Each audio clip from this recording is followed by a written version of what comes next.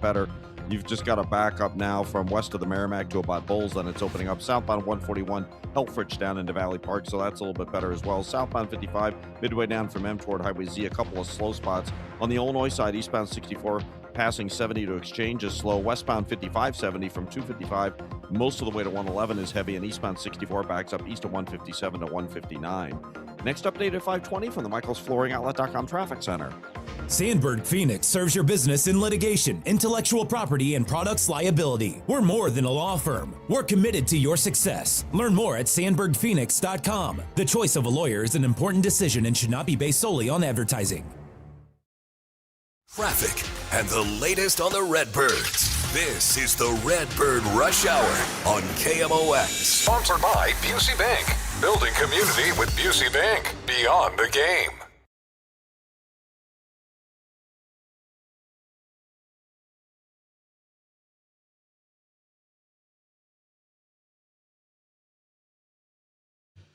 All right, great to be with you on a Friday on Redbird Rush Hour. Matt Pauley is back. What's up, buddy? Hey, good to see you. Good to be back. I'm still here. I'm Kevin. But you know that. I'm telling the people out there. Yeah. And no Bernie tonight. Normally, we all work together on Fridays. Bernie has had a busy week. We've taxed Bernie a lot this week.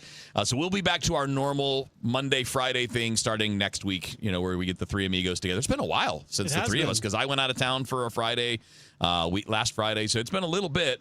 And I'm looking forward to getting us back together. But Bernie's gotten some deserved rest because he did Gas House every day this week, and he's been on with DGS and popping on.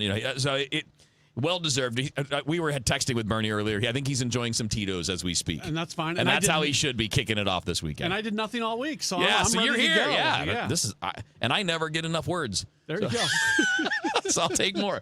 All right, we got a lot to do, man. So we've done a lot. I know you and I have texted. We've talked. So you didn't hear the shows, but I've kind of laid you in on what we did, right? Like Monday, Nate Gatter and I, we talked a lot about the first part, the first tech. I know it's not the first half, I know, but I'm going to symbolically say first half, second half, just for simplicity's sake.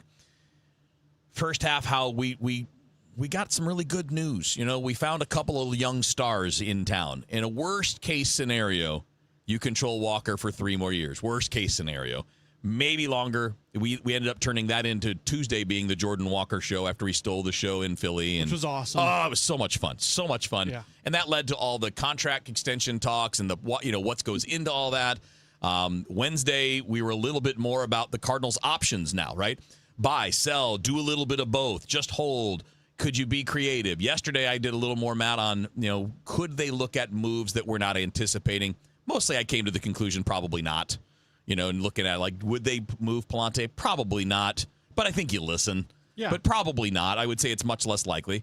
So today I think we can shift the focus to expectations from here on out. Who do we need to talk about needing more from? What parts of the team are the most important? Today, for example, on DGS, Dave asked Bernie a great question to close out our segment with him about what part of the team is he looking to kick it into gear, and he mentioned the bullpen. And I think he's got a great point. From the numbers perspective, it's not been great. It's been very inconsistent. You've got a lot of guys that have had blow-ups. In fact, he listed the 3 guys, Swanson, O'Brien, and I forget who else, maybe Stanek, who are like 3 of the list. Fangraphs carries a thing called a blow-up inning. Right. They are like 3 of the worst in the league with blow-ups. Most of the time, they're really good. But when they blow up, they blow up. And that's why when they have those blow-ups, you get all the text messages on my post-game show. You get all the tweets out there. Right. DFA this guy, DFA that guy. And then I try to take a step back and say, look at the numbers. Look at who this guy is most of the time. Right. Yeah, he has a blow-up every once in a while, but he's been pretty darn good. And there's a bunch of guys like that for the Cardinals. Yeah, I mean, I think with relievers, the best metric to look at is simply what percentage of their games do they get the job done. If they're getting the job done 8 out of 10, they're fine. I feel like you're stealing that from me. That's one of my big things. No, we agree completely. We both agree on this because all it takes is a bad outing and your ERA jumps 3 runs. Right. That's the first thing I look at with relief pitchers. How often are you get a scoreless inning? Yeah. How often is it 1 run or less? Something like that. If you're doing that a lot, then I don't care about the times you're giving up 9 runs. Because honestly, if you're a relief pitcher, there's actually not a big difference between giving up 4 runs and giving up 7 runs. Like, a lot of times you're right. You're losing the game for the team no matter what. Yeah, a lot of times that is exactly right. We do have a move to talk about to start with, and it's not a major injury. I mean, it's a serious thing, but it's not like an arm injury. So Jojo Romero was placed on the injured list just a little while ago. The team made the announcement via text and on Twitter. So he's got appendicitis. So hopefully he's okay. Yeah, hopefully it didn't burst. Hopefully it was like under control. And assuming it is, it won't be long before he's back, but it's going to be a little bit of time because it is a surgery. I mean, you're going to have to heal up from incisions and things. And I know those things are better than they used to be, but still, your best lefty is now kind of out of the mix for a bit. For today, they've called up Scott Blewett from Memphis, and that means they needed a 40-man spot, and that means they designated Joel Pozo for assignment. So it doesn't mean that he's gone yet. They could trade him. Yeah. He could get released, but they've got a week now to kind of sort out the situation with Pozo. And Scott Blewett is, well, let's just put it this way. He is a very large man who throws hard. He's like 6'6", 240. He's a mid to upper 90s guy, but he's been a very inconsistent pitcher in the majors, although at times has been okay. There have been years where he's been pretty good, but not consistently. And he had a 5.18 ERA at Memphis at the time he was called up. He did have 63 strikeouts in 48 innings, which is good, but 62 hits in 48 innings is not so good for a 30-year-old guy in Memphis. So I wouldn't expect this to be a long-lasting move, personally. It had also been reported during the break that he had elected to opt out of his contract. Yeah. So the Cardinals, Kevin, love to hold on to assets. Yeah. They love to hold on to assets. Yep. So I would think he probably did himself a favor when he opted out. This was probably the opportunity that kept him in the organization because they say, all right, we'll just call you up because, So if he doesn't opt out in that scenario, maybe they're looking at somebody else to be brought up. But when he basically threatens the opt-out, and I don't know if it went down this way or not. Right. But I do think it doesn't seem like a total coincidence that it was reported that he had opted out, and then 2 days later, he's on the big league roster. I wouldn't assume this is a long-term move. No, I mean, it could be a day not. or two. It could be a while, but I mean, it depends on how he looks. But again, considering his minor league numbers and all that, I wouldn't anticipate it being a big move. But it's a guy that can be here today, and he's here today. Yeah, 43 big league appearances between 2020 and 2025. Career major league ERA 4.21. Like you said, he had some good stretches in Minnesota in 2024. A sub-2 ERA in 12 appearances. That was his best. But I say, other than that, he's always been over 5. Yeah. That was his only really and by extended run, it was 12 games. Yeah. 20 innings. So he has stuff, though. Like, he's a big guy that throws hard. Maybe they can, maneuver, massage, the stuff in the pitch mix to get something out of him. But again, we just want to point that out. That's not really a big move. He looked good in spring, though. That's the other thing. And again, he's a guy, when you see him on the mound, you're going to be like, who's this guy? Mm-hmm. Like, he's huge and he throws really hard. You're like, why isn't he better? That's what, every time I watch Scott Blewett, I'm like, why doesn't he get more guys out? Well, it's command. I mean, you're not commanding your pitches well enough. I don't know that the secondary stuff stands out enough. But anyway, that's the roster. And I think starting with the bullpen, I do think that that's a really good point that Bernie made, though, is like the bullpen ERA has been trending down. It's an issue. The starting rotation, I share as a concern with a lot of other people, but lately it has been better than it was. So I think at the moment the answer is the bullpen, but I do think the rotation's a potential concern. I do still think the bottom of the lineup can be a concern. But we'll start with just this, kind of your view. What are you tracking coming out?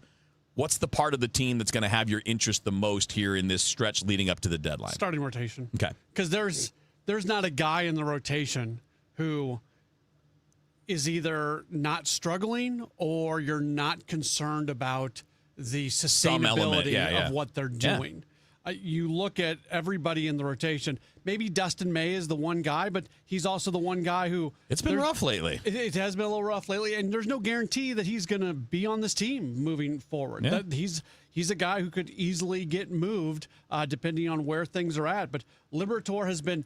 2 of his last 3 starts have been pretty good, but his body of work isn't very good. Kyle Leahy has surprisingly been really good here lately. Yeah. At the same time, the underlying numbers say he should not be as good as he is, and they're going to run to an innings crunch with him. They are very cognizant of the end. Yeah. So they may shut him down at some point. We don't know. Depends, yeah. I think they'll probably do what they did with Liberatore last year, where they take the foot off the pedal a little bit at some point. As opposed to complete shutdown, just skip some starts here and there. Yeah. McGreevy, as good as he's been, his numbers don't look like he's been a little bit lucky. The expected numbers are worse than the real ones. And then same thing with Palante. Look, when you are a pitch to contact guy, luck is a big part of your success, and sometimes it is, and sometimes it's not. So, in terms of him having success, so I think there's it's a very volatile group.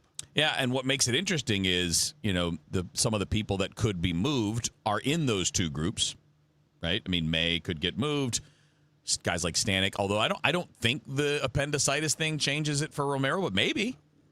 I mean, we're only 17 days away from the deadline. I'm not sure exactly how long that recovery is, but it's got to be at least a couple weeks. Yeah, but I mean, like Lance McCullers Jr. was on the injury list. Yeah, he got traded to the Brewers. So that's true. For something that's not an arm injury, I think teams will pass you. Yeah. It's a good point. All right, so we got a lot to do today. We're trying to get as much as this as we can. Obviously, the Cardinals are back tonight in Arizona. Sorry for the late night for you, buddy. That's all right. First day back. First day back. Yeah, you've had a break. Yeah. You're rested up and good to go. So we'll talk a little bit more about that series, and then, of course, the Angels next week, because you got a good ramp to get the second half started and hopefully take advantage of that. I do want to talk about some things on the offense that we can get into a little bit as well as we move forward, guys that we might need to see a little bit more from. And I'm going to include Herrera in that as we move this conversation. They need him to be more than he's been for about the last month.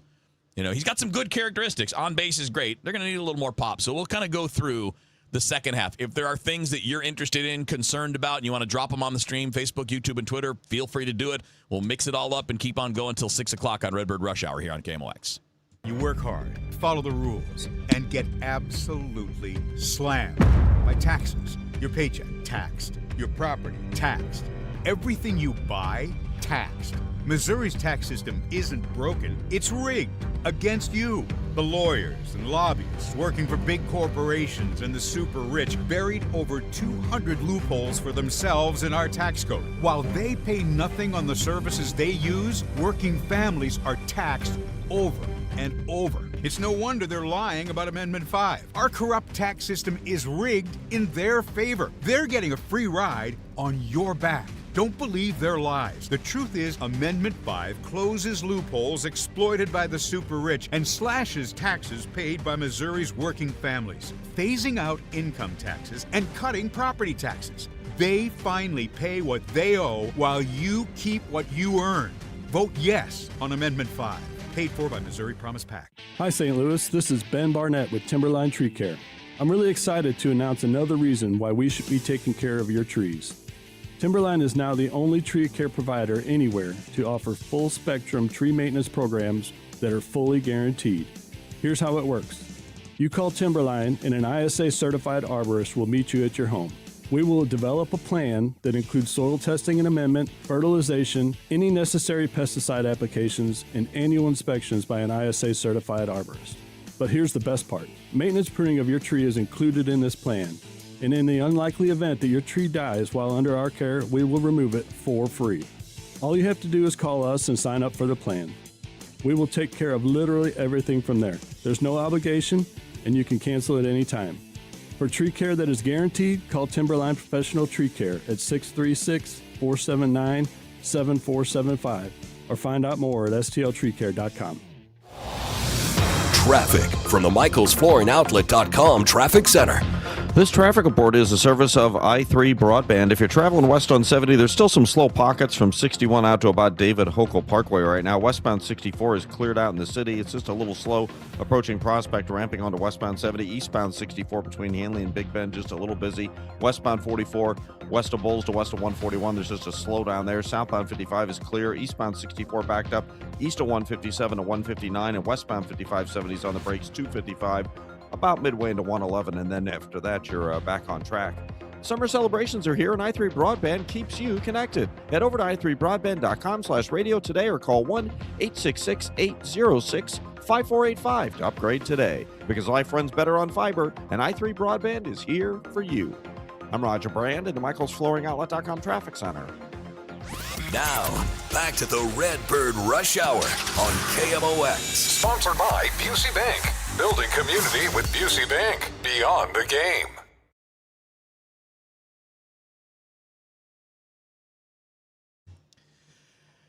All right, Redbird Rush Hour on a Friday. Cardinals baseball coming up tonight. 8:40 start time in Arizona. Michael McGreevy and Merrill Kelly. That's a good matchup for the Cardinals. The Diamondbacks do not hit right-handed pitching well at all, which is a good advantage for the Cards in this series. I think they might be the worst team in the league against right-handed pitching, the Diamondbacks. And Merrill Kelly's not been good this year. So it's interesting, though, because, 3 weeks ago, a month ago, we were talking about how the All-Star break is going to be the opportunity to split out Liberatore and Leahy. And then Leahy goes on this run, and you no longer have to do it. Just shows the cycles of a baseball season and how something may seem really, really important at one moment and then ends up not being. So they put the emphasis more on being able to get Leahy an extended break here at the All-Star break, but those two guys are still right next to each other. Whereas if Leahy wouldn't have really improved, they would have been forced to split those guys up. Yeah. Let's talk a little bit about the offense for this second part of the season. Your top five are set. You're good. It's a good group. I think you need more out of Herrera personally, like as far as consistency of some power production, because you just don't have that much power. I mean, you have more than you've had in the past, thanks to Jordan Walker and J.J. Weatherholt. But and Burley's providing enough, right? He's going to be between 20 and 25 homers, it looks like, based on how he's tracking. Probably look like, 22, 23 on pace for right now, which is really good. But given what we've seen from Herrera in the past, and this is, I want to be clear, it's not a pound the table, make a demand kind of thing. It's just more of like, hey, for this team to be operating at the level it needs to be, you're going to need more. In the month of June, 726 OPS with no power, not great. And July's been worse. 614 OPS, again, no power. I think the power needs to come from him more often, and I think it will. I think he's some of the characteristics that you want to see are there. The bat speed's still there. He still makes good swing decisions. He's just not getting the ball in the air and pulling the ball in the air as much as he did last year. Yeah, going into the season, I thought he might flirt with 30 home runs. Yeah. I thought that was his absolute, everything goes right ceiling type thing.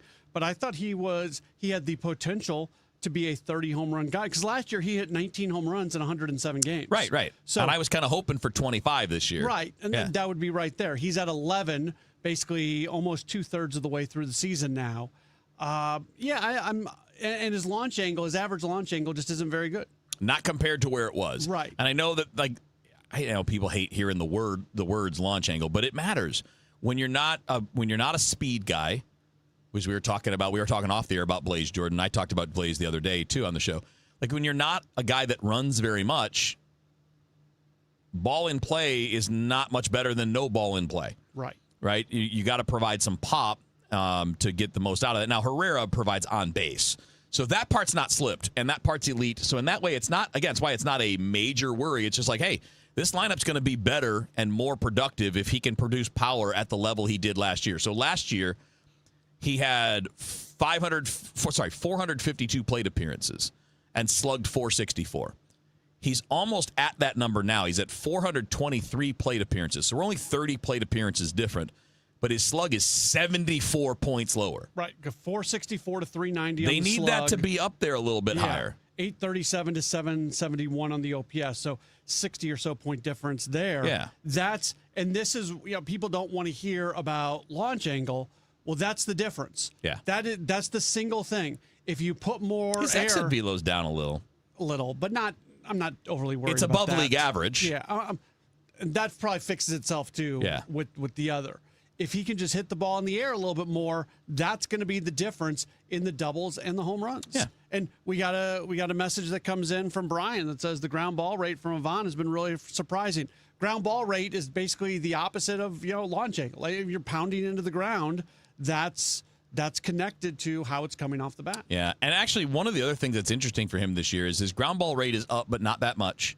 But he's popping the ball up a lot more, like almost 50% more often.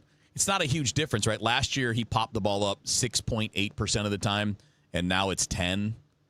That's not like, it doesn't sound like a big number, but on a percentage basis, that's a big change. Yeah. So basically the point here is he's missing the hard contact that he was making last year. I think it's there. There's no real big physical decline. I do think maybe catching more is impacting this. And then that gets back to that question. if the catching more diminishes the offense, then is it worth it? Because his numbers defensively are awful. He's the worst throwing catcher in the sport. His blocking numbers right now are below average. He's in the bottom third of the league in blocking numbers. Framing's average. That's okay. His pitch calling's good. I think you agree, right? I mean, like what we've seen this year, he's done a nice job. I think he's been a big reason why Libertor's been better. I think he's handled McGreevy well. He's handled Palante well. I think Herrera's shown some progress there. Yeah, the overall body of work behind the plate, even with the terrible throwing and the stuff you mentioned, the overall body of work defensively for him, I think, is significantly better this year than it was last year. But does having him behind the plate potentially diminishing his offense balance that out? Because to me it does. I need that bat. I don't have another bat. I have other good defensive catchers. Yeah, if you can prove to me that Well, what else changed? He's healthy. He's healthier now than he was last year. Yeah. I think if I look at, like, as an example, if I look at his bat speed last year was in the 83rd percentile, and this year the bat speed is in the 71st percentile. Now, is it a huge change? No, but it's the wrong direction. You're not going to like this answer, Kevin, but I'll give it to you nonetheless. I just need to see it more than in a one-year thing, because it's fair. We see things change with guys from one year to the next, absolutely, for no reason whatsoever. You're right. So, look, but it's a legitimate concern, because I'm not dismissing what you're saying. A lot of teams take bats like that and move them off the position for this reason. Sure. I don't. But he's not catching every day, so I feel like I'm not adding much to this conversation, because I'm leaving open the possibility that could be a thing, but I'm also not jumping into it. Well, I'm also not saying this is the conclusion. I'm just wondering out loud if this is part of why the offense is down a bit. Yeah. Because it's the big thing that changed from last year, is that he's catching a lot more. But, and again, I understand it completely. I told you at the beginning of the year, I don't think he's going to be good at it, but I'm okay with them doing it, because this is the year to do it. But as we get deeper in the year, just strategically, does it make you better to not do it? Now, keeping in mind this, one of the arguments for doing that is, even if it diminishes his offense a little bit on the days that he catches, you're adding another bat that's better than Crooks and Pages. But right now, who is that?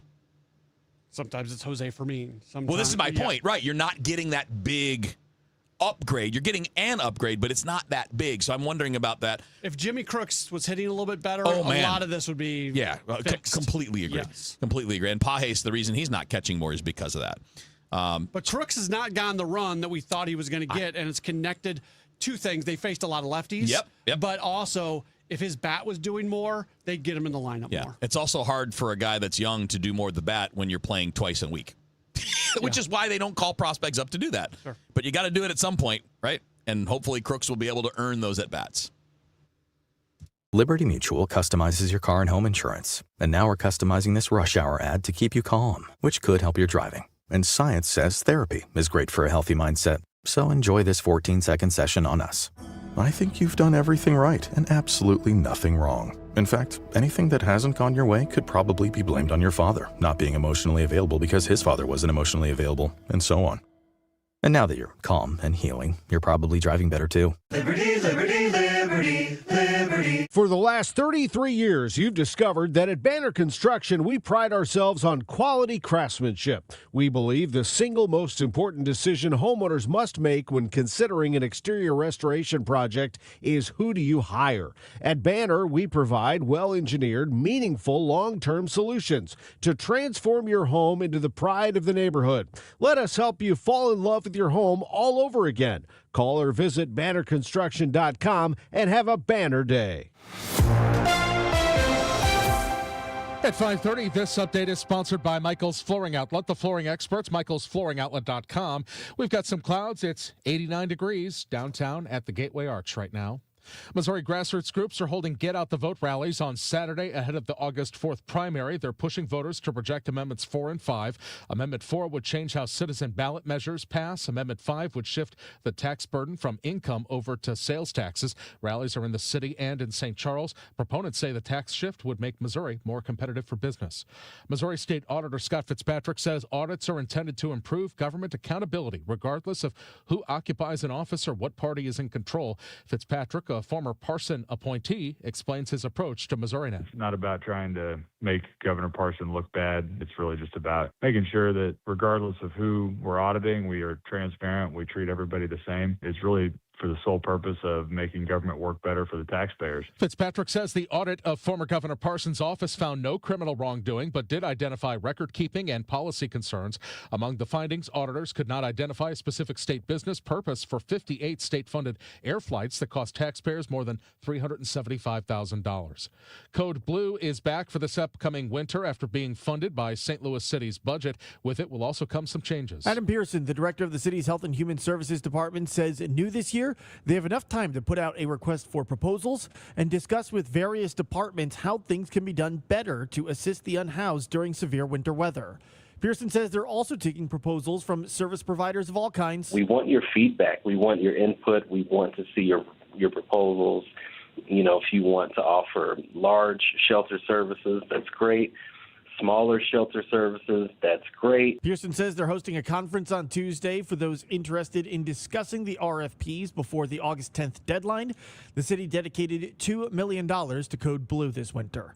Sean Malone, KMOX News. No lack of things going on this weekend in St. Louis, including Maddie and Grand Center. Chris Hansen is the executive director of the Kransberg Arts Foundation. Workshops and conference and panels all day on Friday and Saturday. Live art, music, poetry, dance. We have circus out there. You can go roller skating this year. Local business market, the Frizzy by Nature Business and Bloom Market. Great food trucks and tasting tents. So you can just come down, discover the neighborhood, check out all the great things. He calls it a truly multicultural, multidisciplinary event. Some are free, others need a ticket. There is an all-access pass. Maddie is spread across Grand Center, both outside and inside.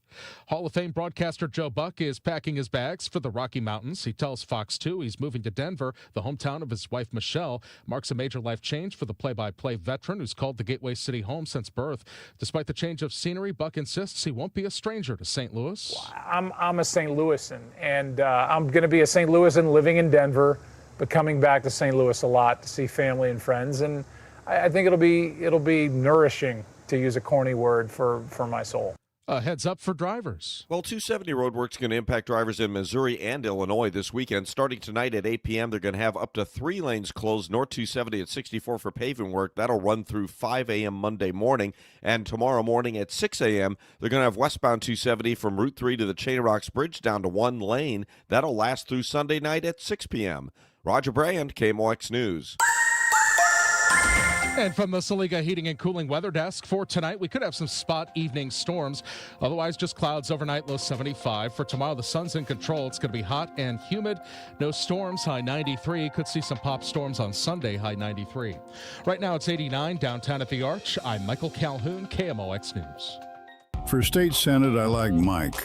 Mike Deering knows what a hard day's work looks like because he's done it his whole life. I like Mike. He's a dad. He knows what our families are up against. Mike Deering's a businessman. He knows what red tape actually costs. I like Mike because Mike Deering stands with President Trump. Secure the border, cut our taxes, put Missouri first. I'm Mike Deering. Career politicians spend more and tax more while your family gets squeezed. I'll lower your taxes, keep your money in your pockets, and cut government waste so deep it'll make the politicians squeal. Mike Deering, farmer, small business owner, dad, conservative. I like Mike. I like Mike. I like Mike. For state senate, I like Mike. Mike Deering. On Tuesday, August 4th, vote Republican Mike Deering for state senate. Make common sense conservative leadership common again. Paid for by friends of Mike Deering. Megan Kaiser, treasurer. The radical left let crime and drugs pour into our nation, and they let biological men into girls' sports. But here in Missouri, if there's a problem, we fix it. That's why Ann Wagner's fixing the mess the radical left made and delivering for us. Wagner voted to ban biological men from competing in girls' sports. And she voted to fund the police and provide more resources for Border Patrol agents, keeping our families, communities, and children safe. And Ann Wagner didn't stop there. In Congress, Wagner passed the largest working-class tax cut in American history, kept big government out of our business, protected our way of life, and ensured our communities remain safe. That's why Ann Wagner's endorsed by the Missouri Farm Bureau and Missouri Fraternal Order of Police. Vote Ann Wagner for Congress on August 4th. I'm Ann Wagner, and I approve this message. Paid for by Ann Wagner for Congress.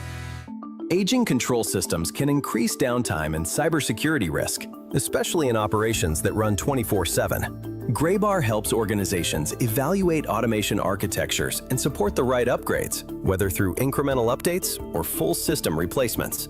The result is better visibility, stronger reliability, and a scalable foundation ready for what's next. Yep, Graybar does that. Want to make the most of your tax refund? File with TurboTax on Intuit Credit Karma. They help you get your biggest refund, and then we help you do more with it with a personalized plan designed to help you hit your money goals. Start filing today in the Credit Karma app. Let me tell you something about insurance. When you sign your insurance policy, for some brokers, that's the finish line. Handshake, commission, done. Then you may not hear from them again until it's time for renewal. But your business runs all year, so do the gaps and the risk. So go to supersure.com. If your company has more than 25 employees, whether you're the owner, CFO, or HR manager, it can be too complex to just go buy a policy online. Supersure is the super agency built for you, licensed in every state for your business insurance and employee benefits, all with year-round support for you and your team. At supersure.com, you can access tools like fine print facts. It'll translate your current policy into plain English so you see what's covered and what's not. Plus a business value calculator so you can estimate what your business is worth so you know what actually needs protecting. Go to supersure.com. One super agency, one powerful platform, all your policies in one place. Supersure.com. That's supersure.com. Paid for by Supersure Insurance Agency, LLC, a licensed insurance agency. Taking care of your health shouldn't feel complicated. That's why we created NeoVitan to make nutrition easy. Our doctor-formulated vitamins are designed for real life and delivered straight to your door with our monthly subscription. No guesswork, no running out. Just clean, high-quality supplements manufactured in the USA using the finest domestic and international ingredients. Subscribe today at neovitan.com and take one simple step toward better daily nutrition. Visit neovitan.com and start making nutrition easy today. Retiring soon? Get the information you need by joining Kyle Jones and Matt Allgeier of Fire Capital Management for your retirement highway, Sunday mornings at 9:30. Investment advisory services made available through Pine Ridge Advisors, LLC, a registered investment advisor. Securities made available through AE Financial Services, LLC, member FINRA and SIPC. This is the story of the one who keeps multiple buildings running smoothly day after day. Plumbing that flows, HVAC that hums, cleaning supplies that keep surfaces sparkling. That's why she counts on Grainger. With easy reordering online and 24/7 support, Grainger helps her keep the products she needs on hand. So shelves stay stocked and buildings stay ready. Call 1-800-GRAINGER, click Grainger.com, or just stop by.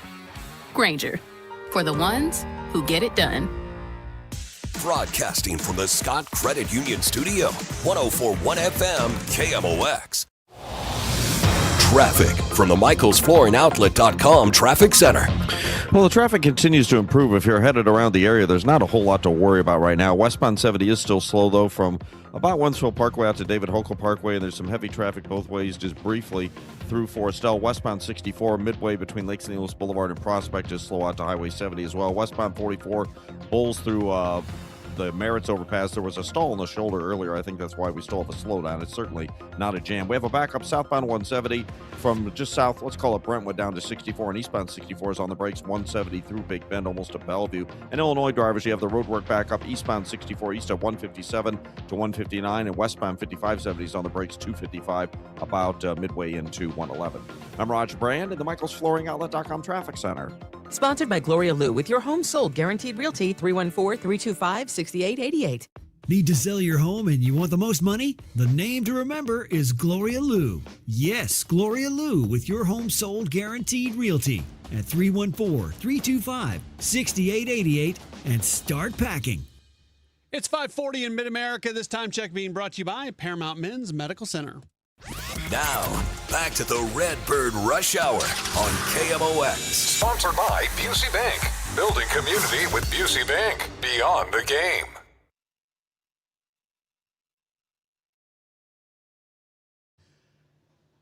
All right, it's Redbird Rush Hour on a Friday. Matt Pauley and Kevin Wheeler with you here. Bernie getting the Friday evening off. We worked him hard this week. Figure let him enjoy some Tito's and kick back and have a nice little dinner tonight. What did you say, French vanilla ice cream from Yeah, Trader he did. Joe's? Yeah. He's going to have some of that for the dessert side. He's got his evening planned out, and he deserves it.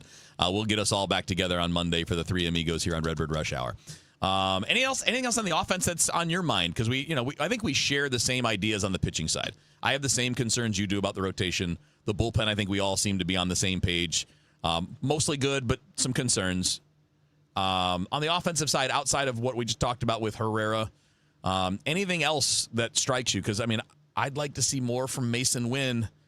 We're not seeing any offensive progress from him at all over these last couple years. It's just kind of the same, which, again, not the end of the world because he's a great defender, but he's hitting sixth. You need a six-hole guy to be a little bit more than a 645 OPS. Yeah, he still goes through waves, and that's where I have such a hard time evaluating him because there's still that small voice in my head that says when he's performing well, it's when he's healthy. Yeah. And when he goes through these downturns, there's something going on that's impacting it. Maybe I'm wrong. Maybe that's just who he is, that he's always going to be very streaky. Yeah. Look, Alec Burleson's been very streaky. He's not been but his overall is just his overall's quality. fine. Yeah. But in the month of July, Wynn's a 233 hitter with a 609 OPS, where in the month of June, his OPS was 100 points higher at 705. If he's a 700 OPS guy, he's perfectly fine. I'm not even bringing this up. Right. So if he's who he was in the month of June, perfect. Yeah. That's who you really want him to be. But he's only been that he's been that in 2 months this year. He was that in April. Yeah. He's 759 OPS, and in June, a 705 OPS, where you look at his May, it was 554. He had a bad May. I'm convinced he was banged up during that period. He did have some time down. Yeah. And then July, it's at 609. So it's a roller coaster with him. I think part of the problem is he just doesn't barrel anything, and the barrel is the combination of bat speed and launch angle, exit velo and launch angle. He's in the bottom 10%, and it's not like his bat speed's not good, which is surprising to me. I'm stunned by that because anybody that can throw 100 can rotate their body to generate force, but he can't do it at the plate, which tells me it's not necessarily physical, that it's more feel. Like he feels for contact rather than letting it rip. But then you look at it, like he doesn't chase. He draws his walks. Like he does some good things. He feels like a drive line candidate to me. I agree. I think I've always thought that there would be power with him, and that's not just because of his throwing ability. He had 15 home runs in 2024. That's a good number. If he's the 2024 guy, this is not even a conversation. I don't ever bring him up because he's perfectly good. But I think that's a thing. They're going to need more from Nathan Church. He's not been good in July, but it's again, July is a small sample size for everybody. It's only 10 days or whatever it was before the All-Star break. I think Newt's been really good since being back. Again, the expected numbers even better than the real ones. Stop me where you've heard that before with Newt. But it wasn't that way last year. No. So he's kind of last year he's back to normal. Yeah. And eventually, those do level out, and he has elevated the lineup. His They've presence never leveled out with him, though. No. The numbers never have. Yeah. But he has definitely helped the lineup. Like him in the 5-hole really helps because it gives you a fifth guy that can drive in some runs. He can set the table for the guys behind. But then we're setting the table for Mason Wynn and Nathan Church right now, and there isn't much there, and you're not getting much out of third base. So. Again, this is all in the guise of not long-term. If you're going to be capable of squeezing into a wild card, in my opinion, you need more 6, 7, 8, 9 offensively, and you're probably not getting it from Pages or Crooks. Crooks, maybe. Yeah, maybe but we haven't seen it. No, we have not seen it. We've seen it in the minors, though, so hopefully it's there. And I like the fact that, Fermin's at third today. Yeah. I think he has earned more opportunities than Blaze He's been Jordan good at this point. Yeah. So continue to put him at third. Blaze just has not been a productive hitter here recently. And his defense has taken a step back as well, all at the same time. He has to hit to put him in. If he's going out there and he's a 750 to 800 OPS guy, then you're not worried about his defense. No. But if he's not that, well, then the defense all of a sudden becomes a thing. Yeah, and this is not hate. And I mentioned this yesterday with Blaze, just bringing you up to date on it. Because it's not like I don't think that he should go down and Gorman should come back up. Gorman's had years to show it.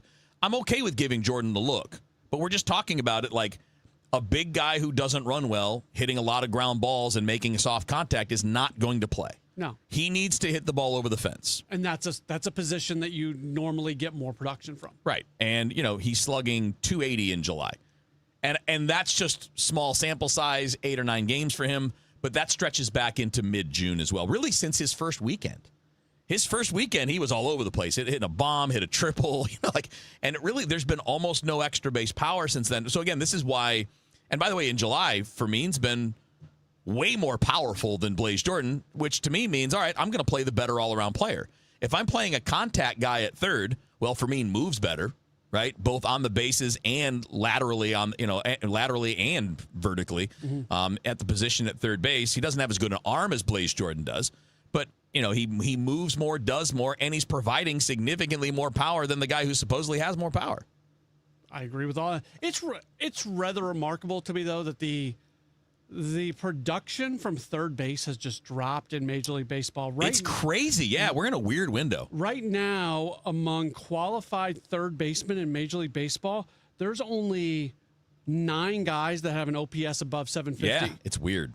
And I do think it's a bit fluky because what it is some cases is guys like Manny Machado, Matt Chapman. There are a few third basemen that are getting older that have declined that I think are bringing that down. But Nolan Arenado has the 11th highest OPS among qualified third basemen in Major League Baseball. And he hadn't been good. No, that's the point I'm making. Yeah.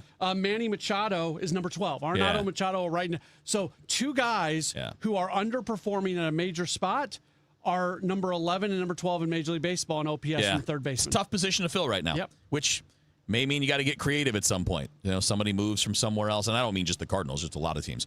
All right, that's Matt Pauley. I'm Kevin Wheeler. We got one more segment left on Redbird Rush Hour coming up here on KMLX. Well, it's official. My friends have all switched to Pure Talk because I told them they could save a bunch of money on a super reliable high-speed network with unlimited data. And because they're my friends, they trust me. As for the rest of you, well, Pure Talk understands that even though you might like me, you're not just going to take my word for it, nor should you.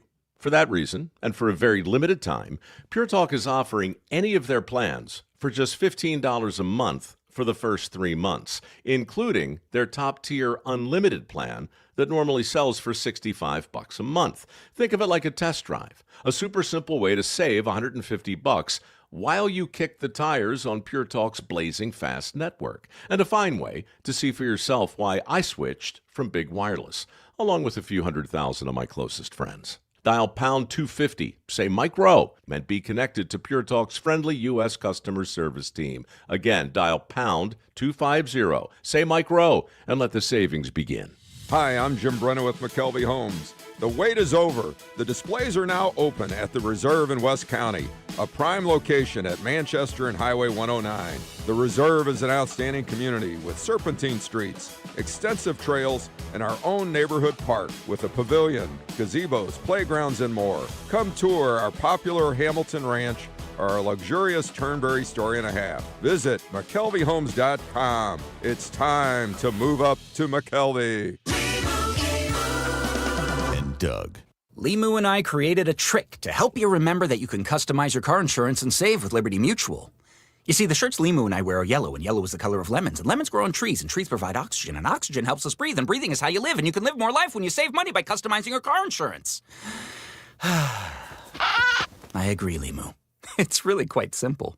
Only pay for what you need at LibertyMutual.com. Liberty, liberty, liberty, liberty. We often hear the words retirement and annuity used in the same sentence, but it's important to know that not all annuities are the same. If you're not sure, it may be time for an annuity x-ray. Steve All and the team at the All Financial Group can review your annuity. Call Steve at 636-230-8824 and at yourmoneymattersstl.com. Investment advisory products and services made available through Impact Partnership Wealth, LLC, IPW, a registered investment advisor. By contacting us, you may be provided with information about insurance products, including annuities. Licensed in Missouri and Illinois. Traffic from the MichaelsFlooringOutlet.com Traffic Center. We got a little bit of a backup right now on westbound 370 from Earth City out to the Discovery Bridge. Looks like there's a bumper-to-bumper, but it could be road work creating the delays there. Westbound 64, there's just a little slow traffic at Prospect. Eastbound 70 backed up, approaching Forestel. Westbound 70, David Hokel Parkway to Forestel, slow. South 170 delays Brentwood to 64. Eastbound 64 heavy through the Innerbelt. Eastbound 64 on the Illinois side backed up midway between 157 and 159. Westbound 5570, 255 most of the way to 111. You're on the brakes through there as well. And if you're headed out west of Columbia, just be advised, westbound 70 is currently closed about midway between the city limits and the Missouri River Bridge out there because of a serious crash. Next update at 5:59 from the MichaelsFlooringOutlet.com Traffic Center. Now, back to the Redbird Rush Hour on KMOX. Sponsored by Busey Bank. Building community with Busey Bank. Beyond the game. All right, Redbird Rush Hour. Matt Pauley, Kevin Wheeler with you here. Anything else on the look ahead to the rest of the season? Or I don't know if you want to go that far, if we just want to go as far as the deadline that we haven't hit, that you've been thinking about during your week off of family time and sunshine and movies and chilling and getting back to normal for a little bit? I think it's going to be fun to see how Jordan Walker comes off the All-Star experience. I have a good feeling. I do too. I have a good feeling. I think this is going to sound dumb, and that's fine. It's not the first time. I think him going through that high, because if there's been a criticism of Jordan Walker at times, like this year, not historically, but this year, one of the criticisms has been he doesn't come through in big moments. I thought him going on that run when the entire stadium, except for his mom, dad, and grandmother, were rooting for. Like him doing that in that moment, I'm not trying to make too much of glorified batting practice, which is what the home run derby is. But I thought that was really, really notable that he was able to do that in that spot. And I'm just excited to see what it looks like for him moving forward. I agree. And look, you're right. The home run derby doesn't mean he's going to be better. The part about hitting the ball over the fence in batting practice is not the impressive part. It's the calm that he handled the whole scenario with. Yeah. He was just so chill. Nothing bothered him. The crowd didn't bother him. The cameras didn't bother him.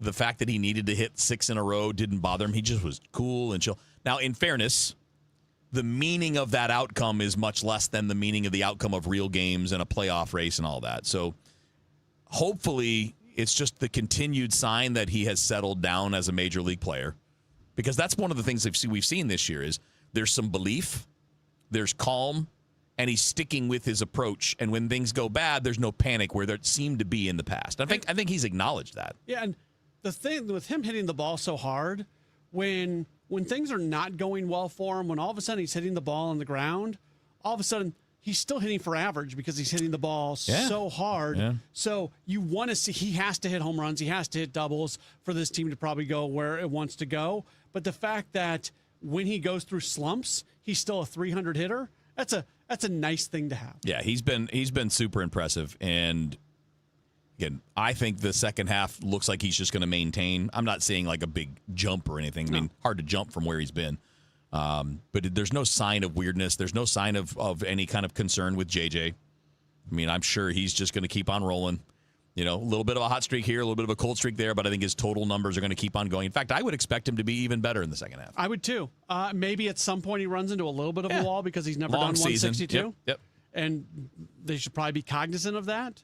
But outside of that, and I think the organization's pretty good about that. And we've seen JJ get a day here and a day there. They're a little bit more liberal with days off for Weatherholt than they are for most. Like Ivan Herrera just doesn't get days off. He just doesn't. Well, I guess when you're but DHing you are it's a day off. Yeah. It's a day off from a physical standpoint, not a mental. Mental, you got to be prepared to hit. But physically, it's not the same as playing the field. It takes less of a toll on There's your body. There's a reason that's where all the old guys play. But it's not a no toll on your body. No, it's not zero. Yeah. But it's a lot less. Especially when he gets hit as often as he does. I know, dude. His guy's always getting smoked. Of course, don't let anybody over there know that I said this, but some of it's his fault. In fact, most of it is his fault. Weatherholt gets hit a ton too, though. I know. When you're close to the plate and you dive into the plate, you're going to get hit. I mean, you're going to. When your momentum is going toward the ball, you're not going to change your momentum in 0.2 of a second. And he's acknowledged that. Of course he has. Yeah. The only people that haven't are people that get mad about it. He's not been mad about it. I'm sure he hates it, but it hurts. It does. It hurts, but then you could stop doing it, but then that would get into changing how productive you are. So don't worry about it. He's okay. They got body armor now. Yeah. And I don't mean the sports drink.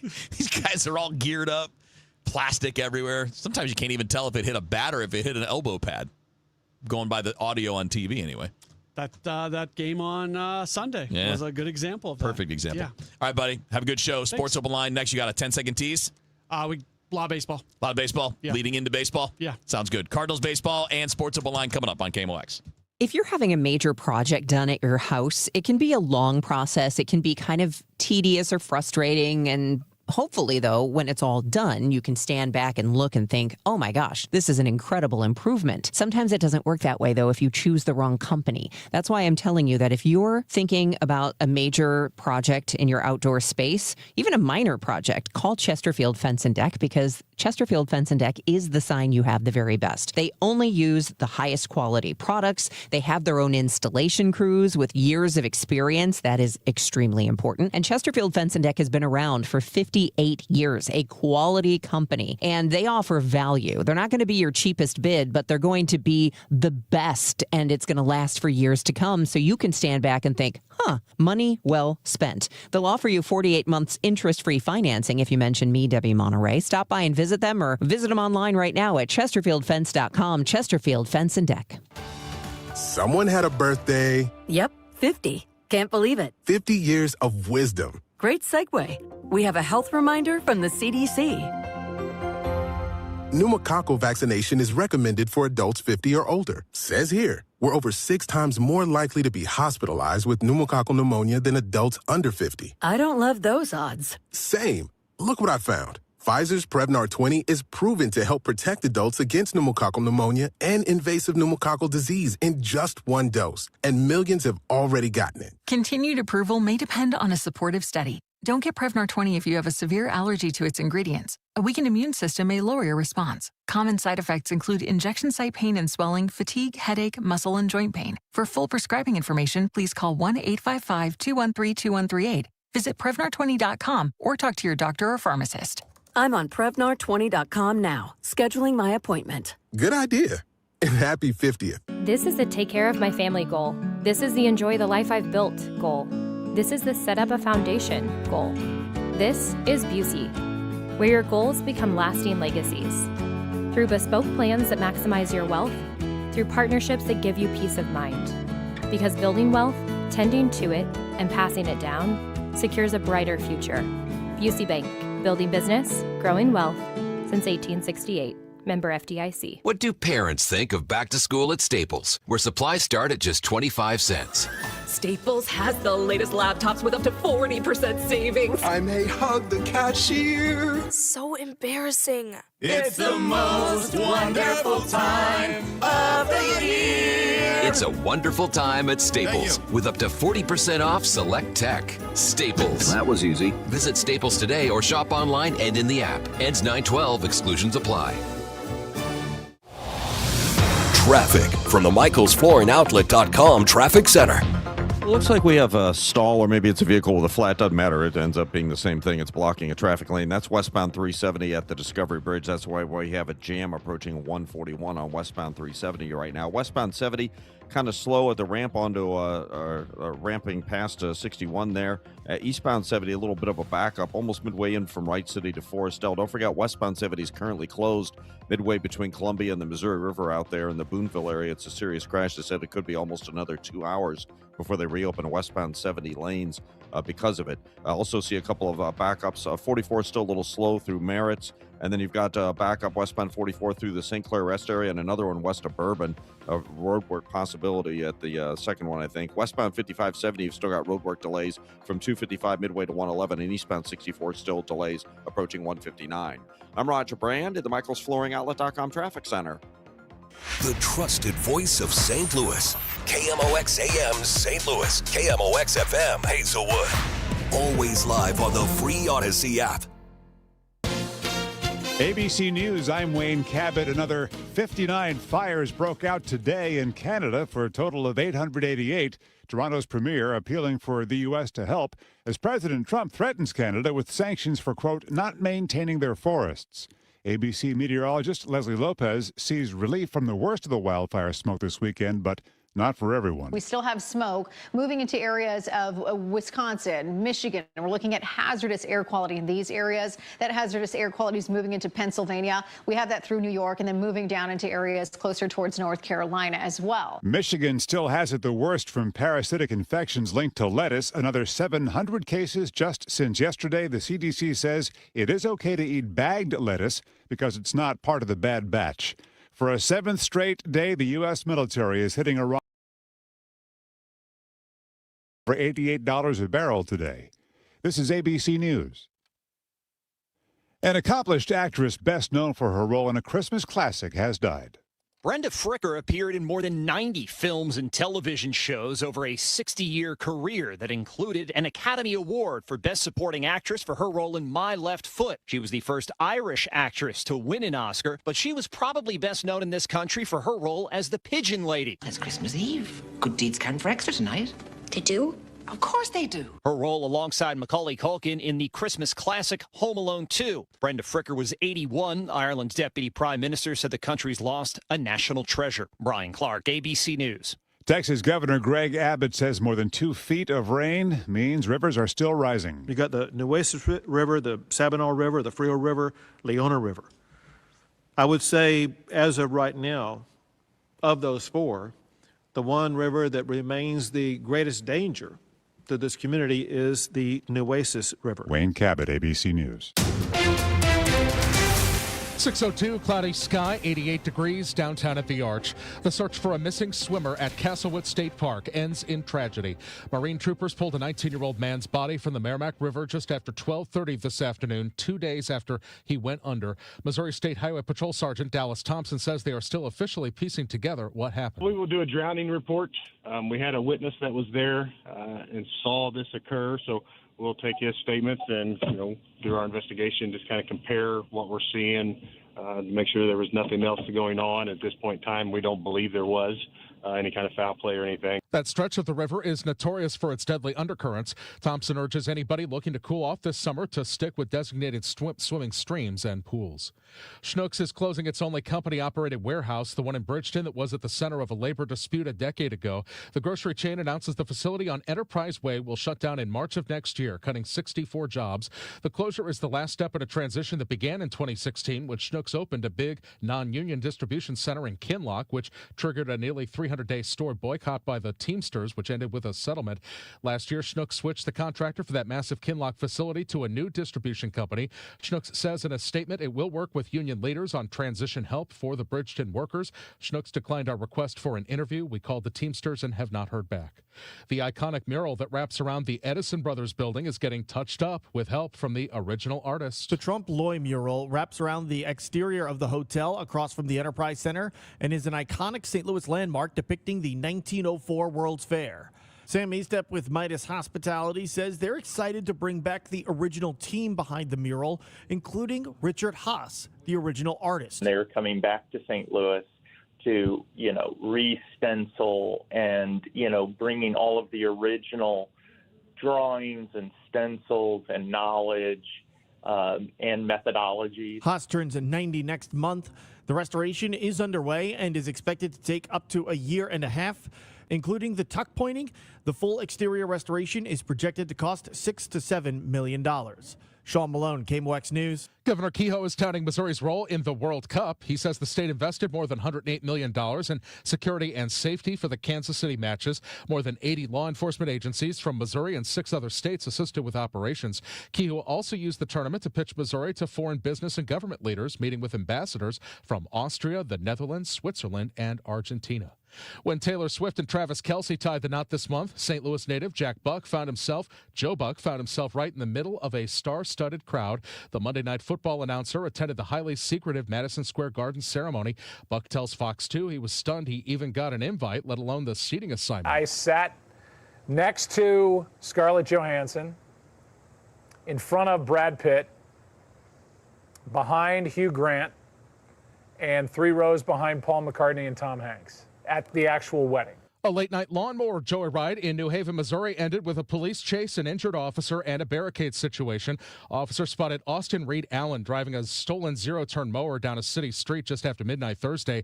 No lights, a woman sitting on his lap, nearly crashing into parked cars. When they tried to stop him, he drove through yards and parking lots before hitting an officer with the mower and then fleeing into a nearby house. Franklin County deputies helped to get him out. Allen, who was on probation for a previous hit and run, told officers he ran because he had warrants. He's being held on a $20,000 cash-only bond.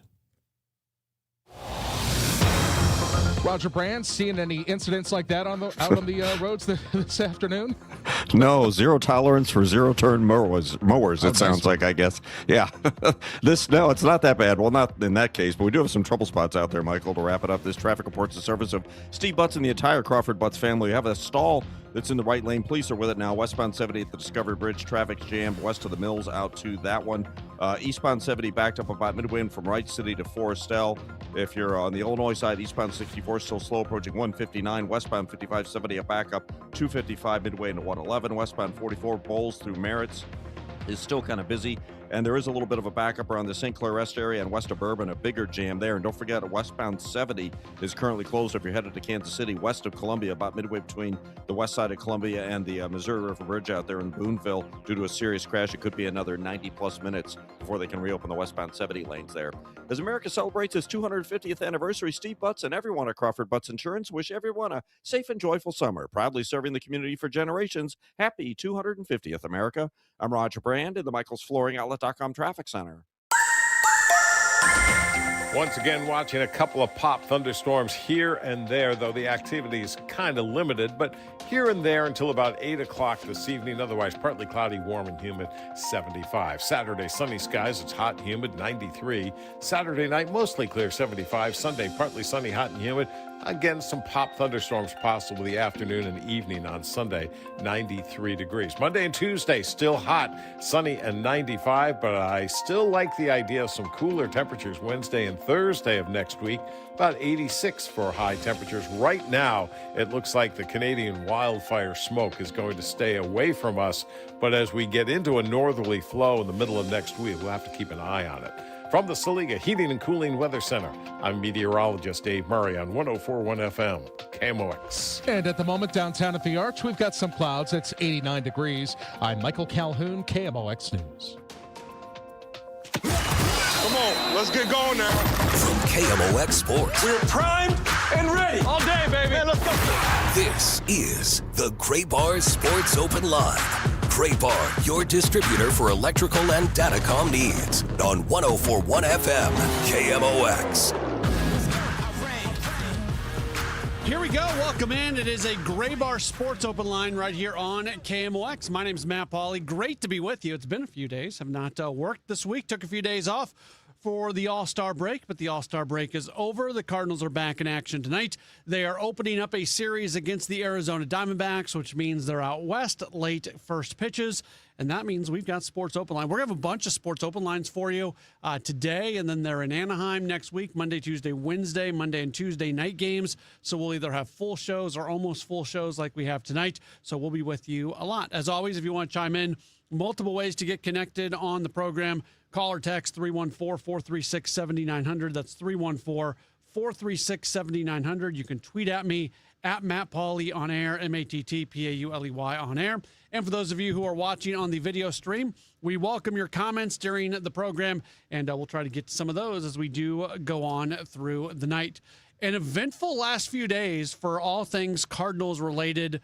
I have not been with you since the Home Run Derby and the All-Star Game, so I want to talk about that a little bit. I know Nate took care of that for sure, and then Kevin on Redbird Rush Hour along with Nate. So I'm not just trying to repeat what you've already heard on the program, but I do want to put kind of a bow on all things All-Star break, Home Run Derby, All-Star Game. And Joe Roderick's going to join us in about 10 minutes or so from STL Sports Central. He was in Philadelphia covering that and got to experience everything that took place. And man, I love the Home Run Derby this year, and I'm not a Home Run Derby guy. Like that's not an event that I'm generally super locked into. Like, it's fun to have. It's one of those, like, I'm married with kids. I'm not really a go out to a sports bar kind of guy at this point and at this stage of my life. But it was when I was in that stage of my life of just, barreling up to a bar and having a couple drinks and there being something on the TV. Like the home run derby was the perfect type of event for that. It's aesthetically pleasing to watch what's going on, but that's kind of been the extent of it for me. And then I tuned in to the home run derby. It was midway through Walker's first round. He was at like 6 or 7 home runs of his first round. I'd missed the Wilson Contreras run where I think he had the 13 in the first round. And I just wanted to see how it went. And he hit 13. He matched Wilson. At that point, I'm thinking, I was engaged with it. Okay, is he going to make it to the second round? What are these guys behind him going to do? And then lo and behold, nobody did it. So I'm still kind of locked in. I want to see what's going to happen now in this first matchup. And he's going second, and he gets to the 6, I think it was, just to advance, and he stops right there. And then you see what happens with Schwarber. It's like, there's no chance. There's no chance that he does this, and then he does. And the way, like the story of that, I love when things are good stories. That's always been one of my things. I love the stories that exist out of sports. When interesting things happen in games that create a story, that's what I love about sports. And the way that whole home run derby played out, just everything I just walked through, the story was awesome. And I was engaged. And when he hit the winning home run, like, I'm sitting there with my wife on the couch. Both our kids are in bed. She had said, "Hey, do you want to watch something else?" I'm like, "No, let's see how this thing ends here. Let's just definitely watch this." And she kind of got engaged in it a little bit. And I found myself, when he hit that last one, I jumped off the couch and I kind of screamed a little bit. I was happy for him. I was so happy for him. It was such an engaging thing. If I would not have had Jordan Walker to kind of be rooting for, if the story, like, I think the way that played out made it incredibly compelling. If it wouldn't have played out in that kind of way, maybe it would have just felt like a home run derby, like many of them are. So I've been thinking about this a lot because I've been off the last few days, and this is where my mind goes to. I don't know how much of the great story of this year's home run derby and the engagement in it was the fact that I had a vested interest in Jordan Walker versus just the narrative, the story, everything of how it went down with Walker was really, really interesting.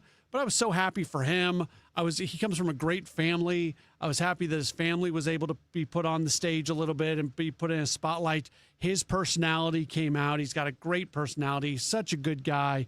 And that was shown on a national scale. And then even more the next day, he's out doing interviews. I saw they did like the Pat McAfee show, things like that. More and more people know who Jordan Walker is. And that's great. And financially, I was happy for him. He wins $1 million. What, he makes $800 some odd thousand. That's his and his career earnings is $5.3 million. I mean, he makes good money. Don't get me wrong. He's not wanting for anything, I would think. But when you make less than $1 million a year and your career earnings are at $5.3 million, adding $1 million to your back pocket, that's a considerable influx of total career earnings as opposed to somebody who's making $30 million per year. So I was happy for him that he got a little bit of a financial bonus as well. So really enjoyed that. The All-Star game was, the Riley O'Brien pitched a scoreless inning. That was good to see. The scary moment involving him with the hit by pitch, and luckily everybody was okay. And thought it was a cool story that he went and checked on him to make sure that he was okay after all of that, because that's the last thing you want to have happen in an All-Star game. But yeah, I thought it was a good few days, and now the Cardinals get to try to keep this thing going and try to avoid what happened last year. This year does not feel like last year, but the record is the same.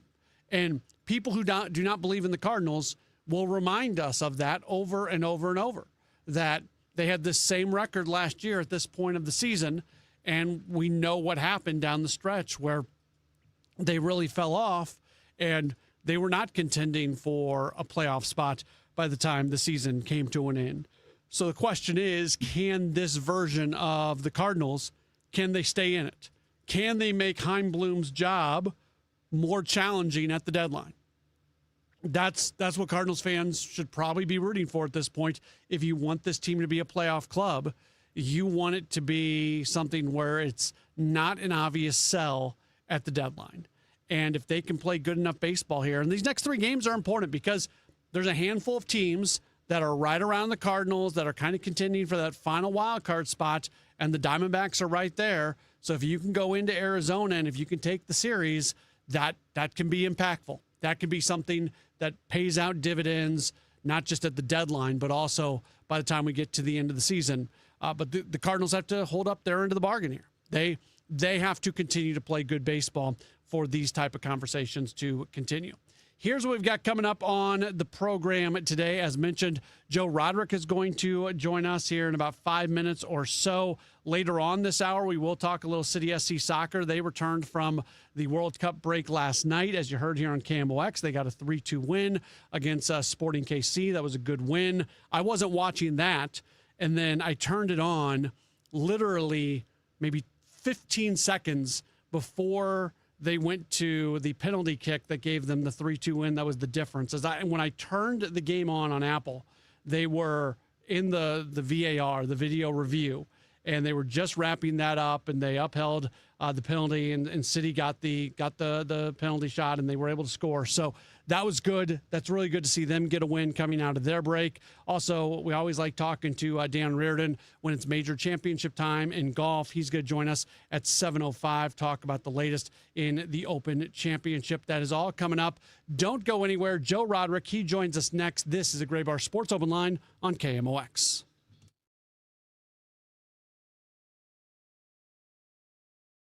You work hard, follow the rules, and get absolutely slammed by taxes. Your paycheck taxed, your property taxed, everything you buy taxed.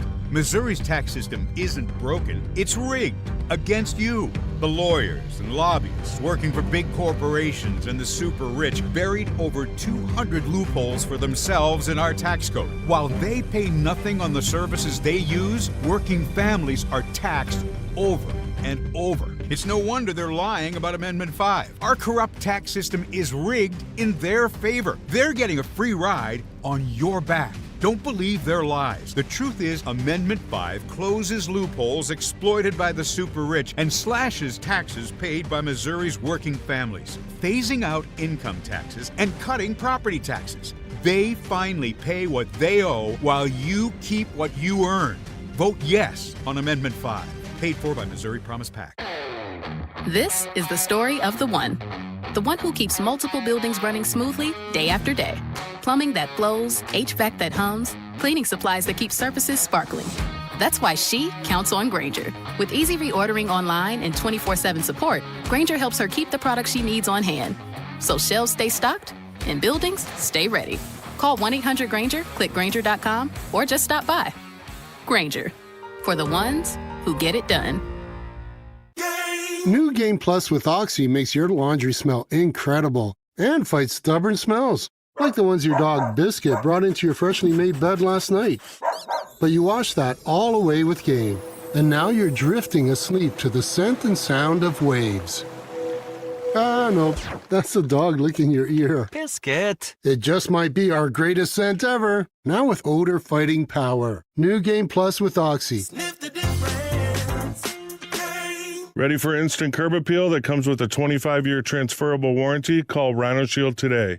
We do brick, block, stucco, asbestos, aluminum, steel, cedar, and more. Over the past 20 years, we've done thousands of homes, businesses, churches, schools, condos, parking garages, large metal buildings, and strip malls, from Champaign to the Lake of the Ozarks.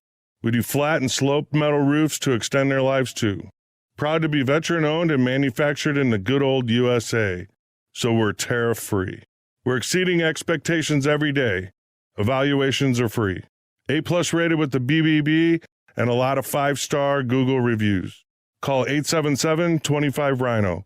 877-25-RHINO or 877-25rhino.com. See what we did there? Genius. Tell them, ladies. Don't hate, don't Rhino. Go Rhino Shield. Never paint your house again. Rhino Shield. You know, here in St. Louis, word of mouth still matters, and I'm pretty careful about who I recommend, especially when it comes to something as personal as estate planning. I'm Tom Ackerman. My family has been working with the Lederman Law Firm for over 20 years now, and the reason is simple. They don't just create documents and send you on your way. They help make sure your plan works. Because let's be honest, life changes. Family needs and circumstances change. Laws change. But most estate plans don't change over time as needs, circumstances, and laws change. They're outdated, sitting in a drawer. People assume they're fine, and their plan will work when they need it to work. At the Lederman Law Firm, it's not a one-time transaction. It's an ongoing process. They build a plan to protect your family and your assets, and then for a fixed annual fee, they help keep it up to date as both your life and assets change. Check out the Lederman Law Firm at ledermanlaw.com or give them a call at 314-514-9100. The choice of a lawyer is an important decision and should not be based solely on advertisements. Liberty Mutual customizes your car and home insurance. And now we're customizing this late-night ad to make you more alert, which could help your driving. And science tells us that pulsing beats faster, stimulating audio like traveling sound, and voices on the higher, so-called brighter end of the audio spectrum like this can encourage focus. Also, a familiar tune can help, so... Liberty, liberty, liberty, liberty. Your 401k, 403b, and IRA, it's a future tax time bomb. I'll help you retire younger, richer, and with less anxiety. Let's avoid all those taxes on your IRA or 401k. Get your retirement questions answered. Wealth and Wisdom with Gary Goldberg, Saturday mornings at 7 here on KMOX FM 104.1. And then see your tax time bomb at checkwithgary.com. 100 years of service and still at your service. KMOX.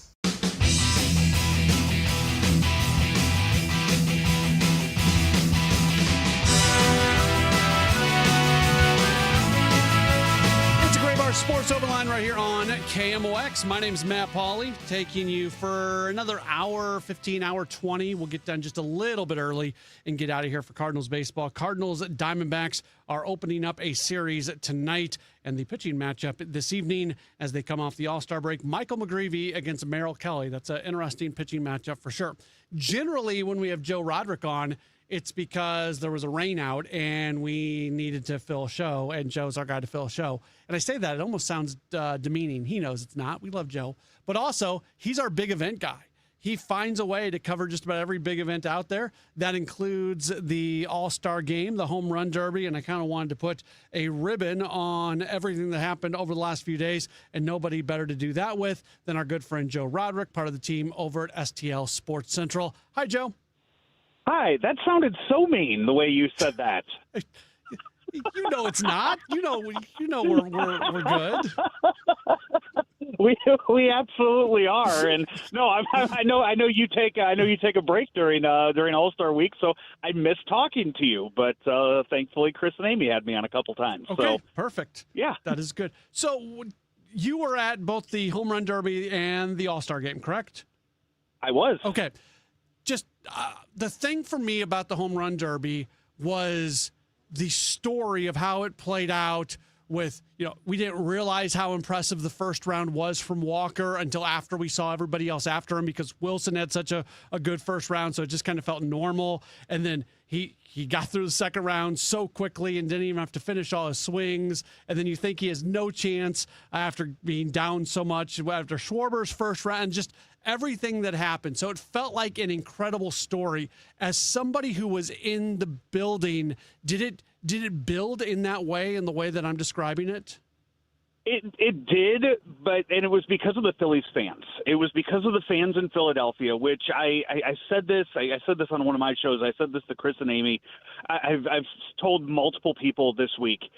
top 3 crowd experience that I have ever been in my life. I mean, this is including World Baseball Classic, WWE events, like things like that. I'm putting the 2026 Home Run Derby up there as far as the crowd experience goes, because you're not going to find that kind of home field advantage anywhere except Philadelphia. And they had their 2 guys in it. And the first 6 guys, they're just watching. You're watching home runs. You're watching these mammoth shots off the bats of Wilson Contreras and Jordan Walker and Junior Caminero.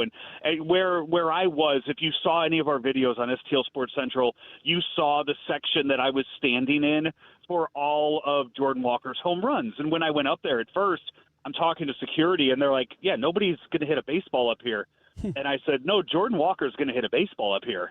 And then Wilson Contreras hit 2 baseballs up there. And the security guys were looking at me like, we've never seen this before. What are we in for tonight? And so when it got to the end and it got to the final 2 of the first round of Bryce Harper and Kyle Schwarber, then the crowd starts getting into it and like, all right, these are our guys. We need our guys to get in. I'm happy. Like at that point, I'm happy because Jordan Walker was top 2 with those 2 left. Like I knew he was advancing to the next round, but then the crowd really got into it in the semifinals because they wanted to hate Wilson Contreras. And Wilson Contreras, like we love Wilson Contreras here in St. Louis, but he's a very easy guy to hate. Like he is very easy to look at and be the enemy and the villain, and he embraces that. And during that round, like Walker had already advanced to the finals, I was running around the entire stadium that whole night trying to get good shots, talk to people, get interviews, just everything that I was doing that night, that I had to sit down and charge my phone during Kyle Schwarber versus Wilson Contreras. I did not have a view of the field. I did not have a view of the screen. I knew what every single ball did that Wilson Contreras hits, because the crowd was that electric that when they cheered, I was like, oh, that didn't make it out. When they booed, it was like, ooh, he hit another home run. Like, this is getting close. So it was so great. And it also, I think, helped by then because Jordan Walker knew what was coming. And he knew, like, okay, they don't hate me. They just don't like that I'm not one of their guys. And I think he had time to process that and appreciate what he was about to go up against in that final round. It was funny watching it on TV because when you hear cheers, you always expect there to be something good that goes along with it. And even as I watched it, even as I knew they were cheering the failure, for lack of a better term, every single time that happened, Joe, I had to cognitively say to myself, okay, they're cheering because it didn't go out. It was a very odd thing to take in, and not a bad, like it added to it, to be perfectly honest, even from a at-home viewing standpoint. Yeah, I mean, they knew that they had they knew their 2 guys were in it. It was 2 against 6, and the crowd was behind them.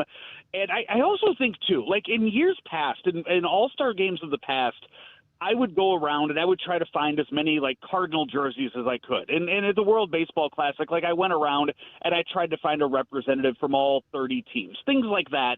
I like to go around and try to do that to pass the time in the hour or whatever before the game actually starts.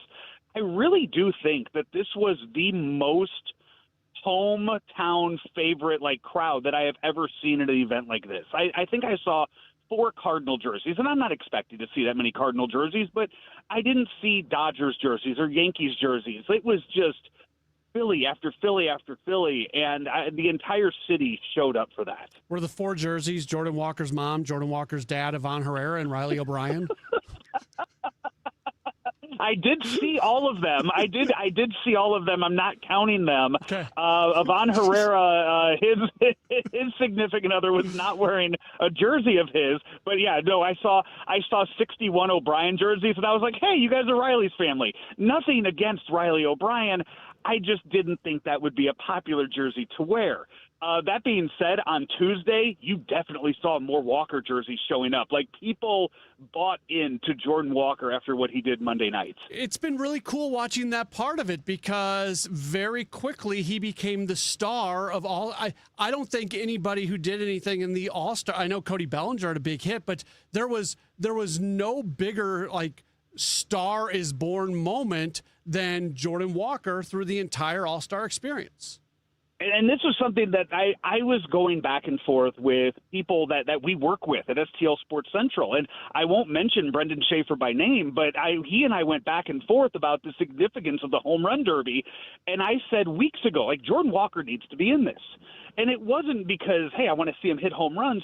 I just feel like if you're going through this rebuild, if you're going through this transition, that you want to create stars. You want to create faces of the game. And J.J. Weatherholt's going to win Rookie of the Year, and I think J.J. Weatherholt is getting a lot of great publicity around Major League Baseball right now. I felt like Jordan Walker needed that as well. And to put him in there, you and I see what he does in batting practice. You and I have seen what he's done in spring training. He hits baseballs harder and further than anybody that we see. And I knew that if they put him on this national stage, he was going to do that. And I never thought he would win it. And I never had like 100% confidence that he was going to win it. I just knew that if you put him out there, that he was going to do things that were going to make people's jaws drop and go, wow, who's this guy? We need to find out more about Jordan Walker. And he went above and beyond that. He did. He absolutely did. And I think for Cardinals fans, the actual All-Star game it became an afterthought. You did not see Walker get a hit in that game. Ivan Herrera didn't get a hit. You got a scoreless inning out of Riley O'Brien. Also, the scary situation with him, hitting Junior Caminero. This is one of the few times where I think for Cardinal fans, the home run derby felt like the spotlight event.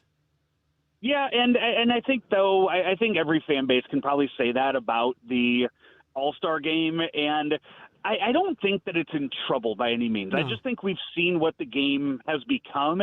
Pitching is just so good. And when you give these amazing pitchers with all this talent one inning to go out there and do that, they're going to go out there and shine.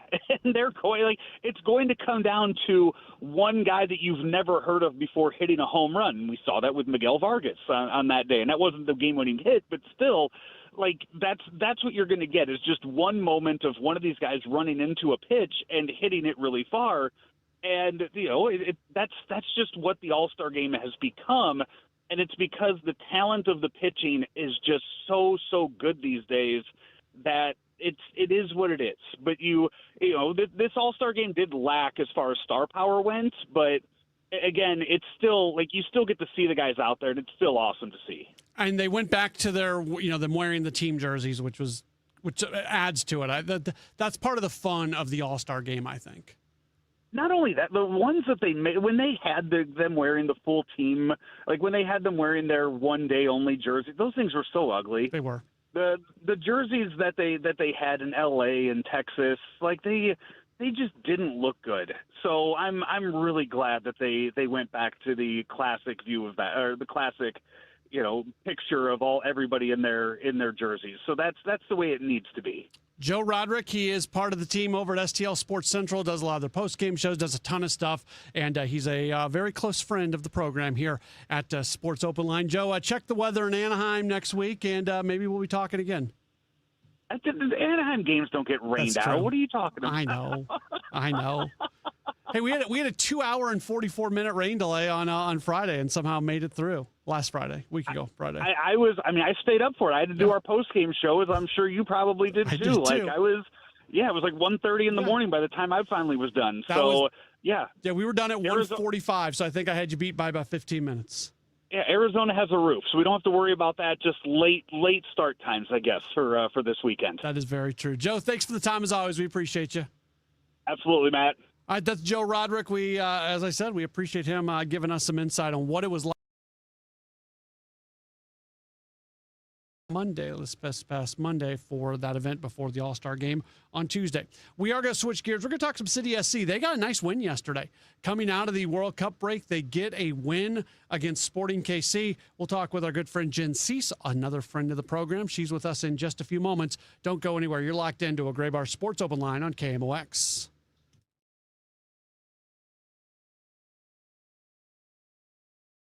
The everything that you need in the morning, when you first wake up. Total Information AM. I like to be informed with the news and like to know, like in the mornings, I like to know what's going on. Debbie Monterey, Megan Lynch, Tom Ackerman. It's always smart to know what's going on. Your morning news and information. The national and local news. Weather. Sports. I like the traffic reports. Total Information AM. I listen to it in the mornings, so it really gets me going. Total Information AM. Weekdays 5 to 9 on the voice of St. Louis, KMOX. Let's take a break. Good idea. Hey, Tom, what are you doing on that Amendment 4?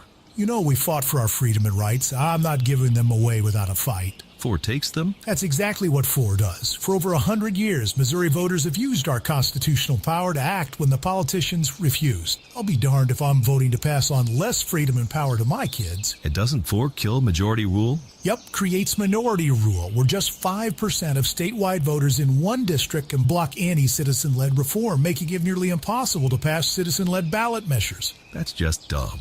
And when the politicians refuse to act, we've used citizen-led ballot measures to pass some big stuff, like lobbyist reforms, term limits for career politicians, and outlawing tax hikes without voter approval. I'm not surrendering my power and rights to a bunch of politicians and lobbyists. I've no on Amendment 4. Hard no on 4. Pay 4 buttons or inch, prepare governance.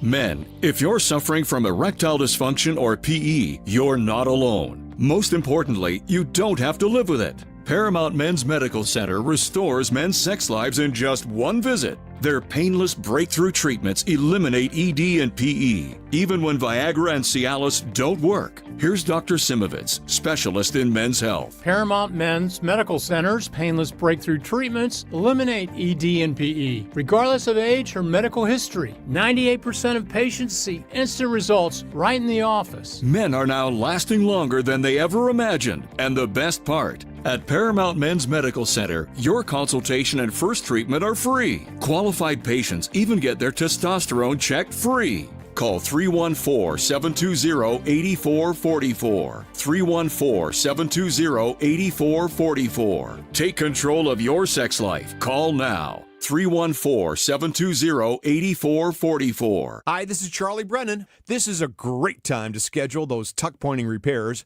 When you're out in the yard or on your patio, take a look over your brick, your stone, and your mortar joints on your walls, your chimney, your walkways, and your retaining walls. If they need repair, Morelli Tuck Pointing would love to help. It's a good idea to do that home maintenance before leaks are created or rebuilding is necessary. I've used Morelli Tuck Pointing to repair the brick chimneys, the walkways, and the walls of 2 homes here in St. Louis. The Morelli bids are fair, their crews are super polite, and Morelli cleans the job site. Don't take my word for it. Check out their Google reviews. Winner of the BBB Torch Award and the Next Door Neighbor Fave Award. 35 years in business and an A+ rating from the Better Business Bureau. Mirelli. Morelli, 314-645-1387 and MorelliTuckPointing.com. Most sellers put their home on the market and they just wait to see what happens. Well, I'm Kevin Wheeler, and I'm here with Gloria Liu with Your Home Sold Guaranteed Realty. And Gloria, is there a better way to sell? There is. Instead of listing your home the traditional way and hoping for the right buyer, I can get you up to 8 competitive cash offers right from the start. That means you're not guessing what your home might sell for. You're looking at the real offers and choosing the one that works the best for you. It also helps you to set the right price and create stronger demand if you decide to go to market. It gives you control, leverage, and a clear path forward before you accept just any offer. And remember, I'll guarantee to sell your home at 100% of the market value, or I'll pay you the difference. Before you sell your home, see what your options are. Call the one that I trust. That's Gloria Liu, 314-325-6888, or visit GloriaHasTheBuyers.com. That's GloriaHasTheBuyers.com. Gloria and seller must agree on price and possession.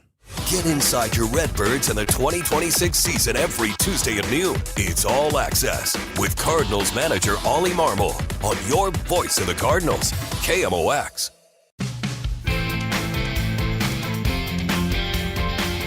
It's a Gray Bar Sports Open Line right here on KMOX. We have about another hour or so with you, and then we'll jump into coverage of Cardinals of baseball. We've got we'll get back into the Cardinals coming up later on in the program.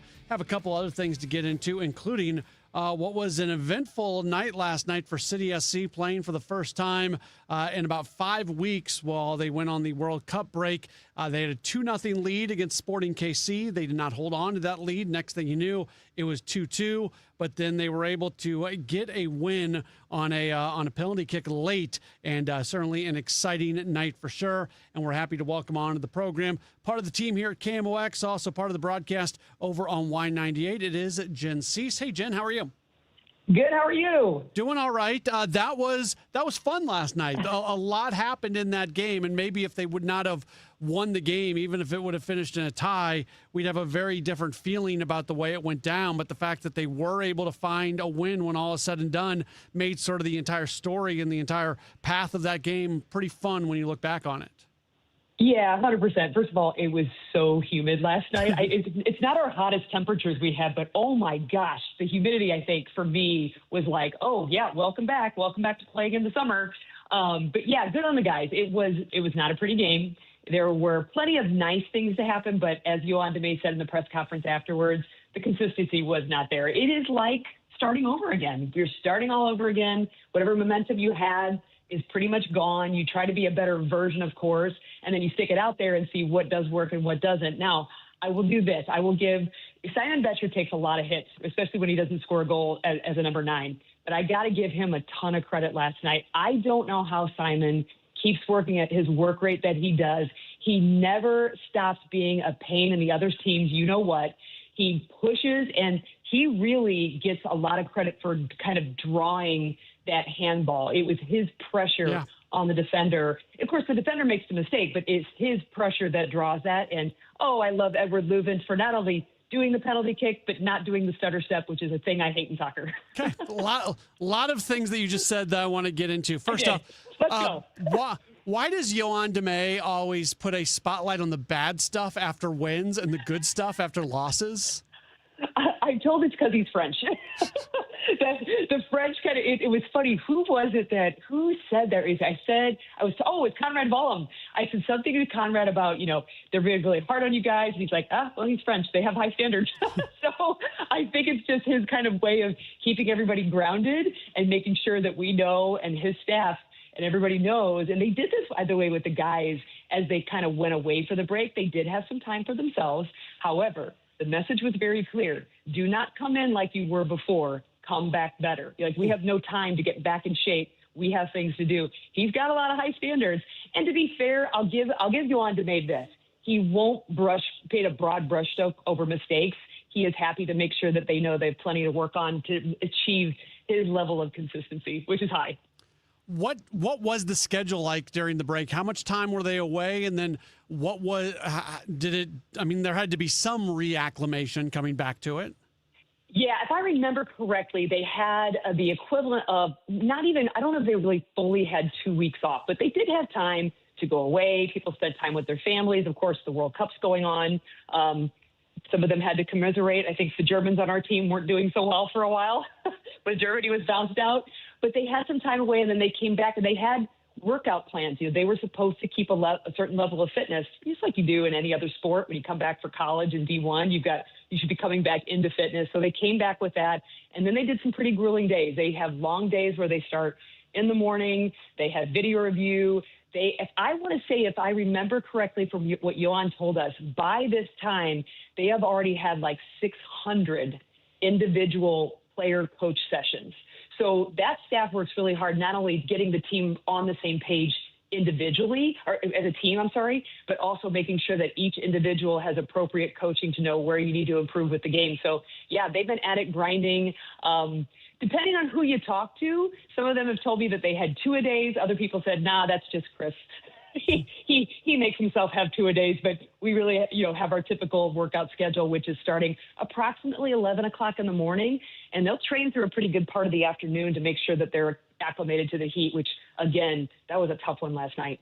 I'm not, trust me when I say this, I'm not being dismissive of the way they won, but a video review on a handball in the box is a fluky thing. That's not a normal thing to have happen. So if this weird fluky thing does not happen, that game likely ends 2-2 probably.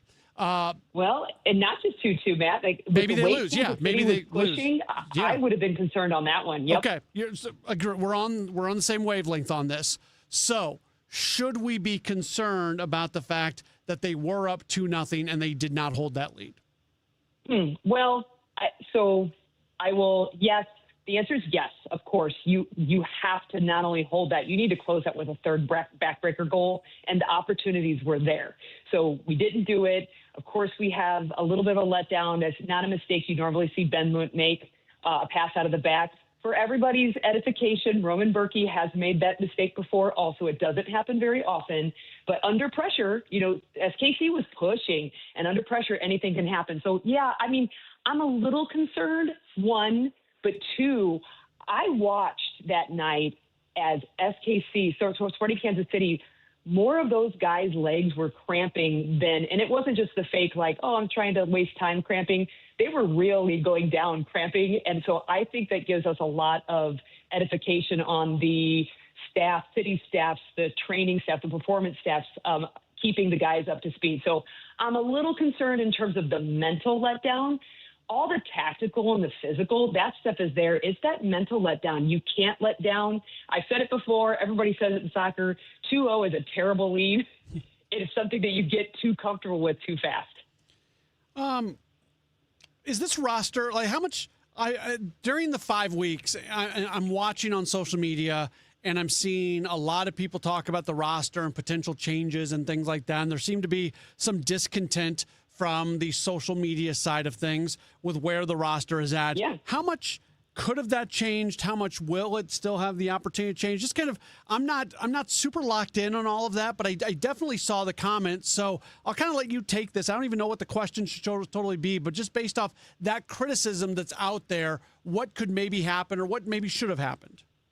Yeah, I think you're seeing it because we're also watching all the other clubs posting, right? So people have had that deal making, I think, is just like it is in any other sport. It doesn't happen overnight. It happens with relationships. It happens in those transfer windows. But you're right. It's been quiet, pretty quiet on St. Louis City's end. However, I will say we had Diego Gigliani as our halftime guest to really more talk to him about the World Cup, as he is Argentinian and he was raised in Spain. So he's going to have a divided heart on Sunday at the World Cup final.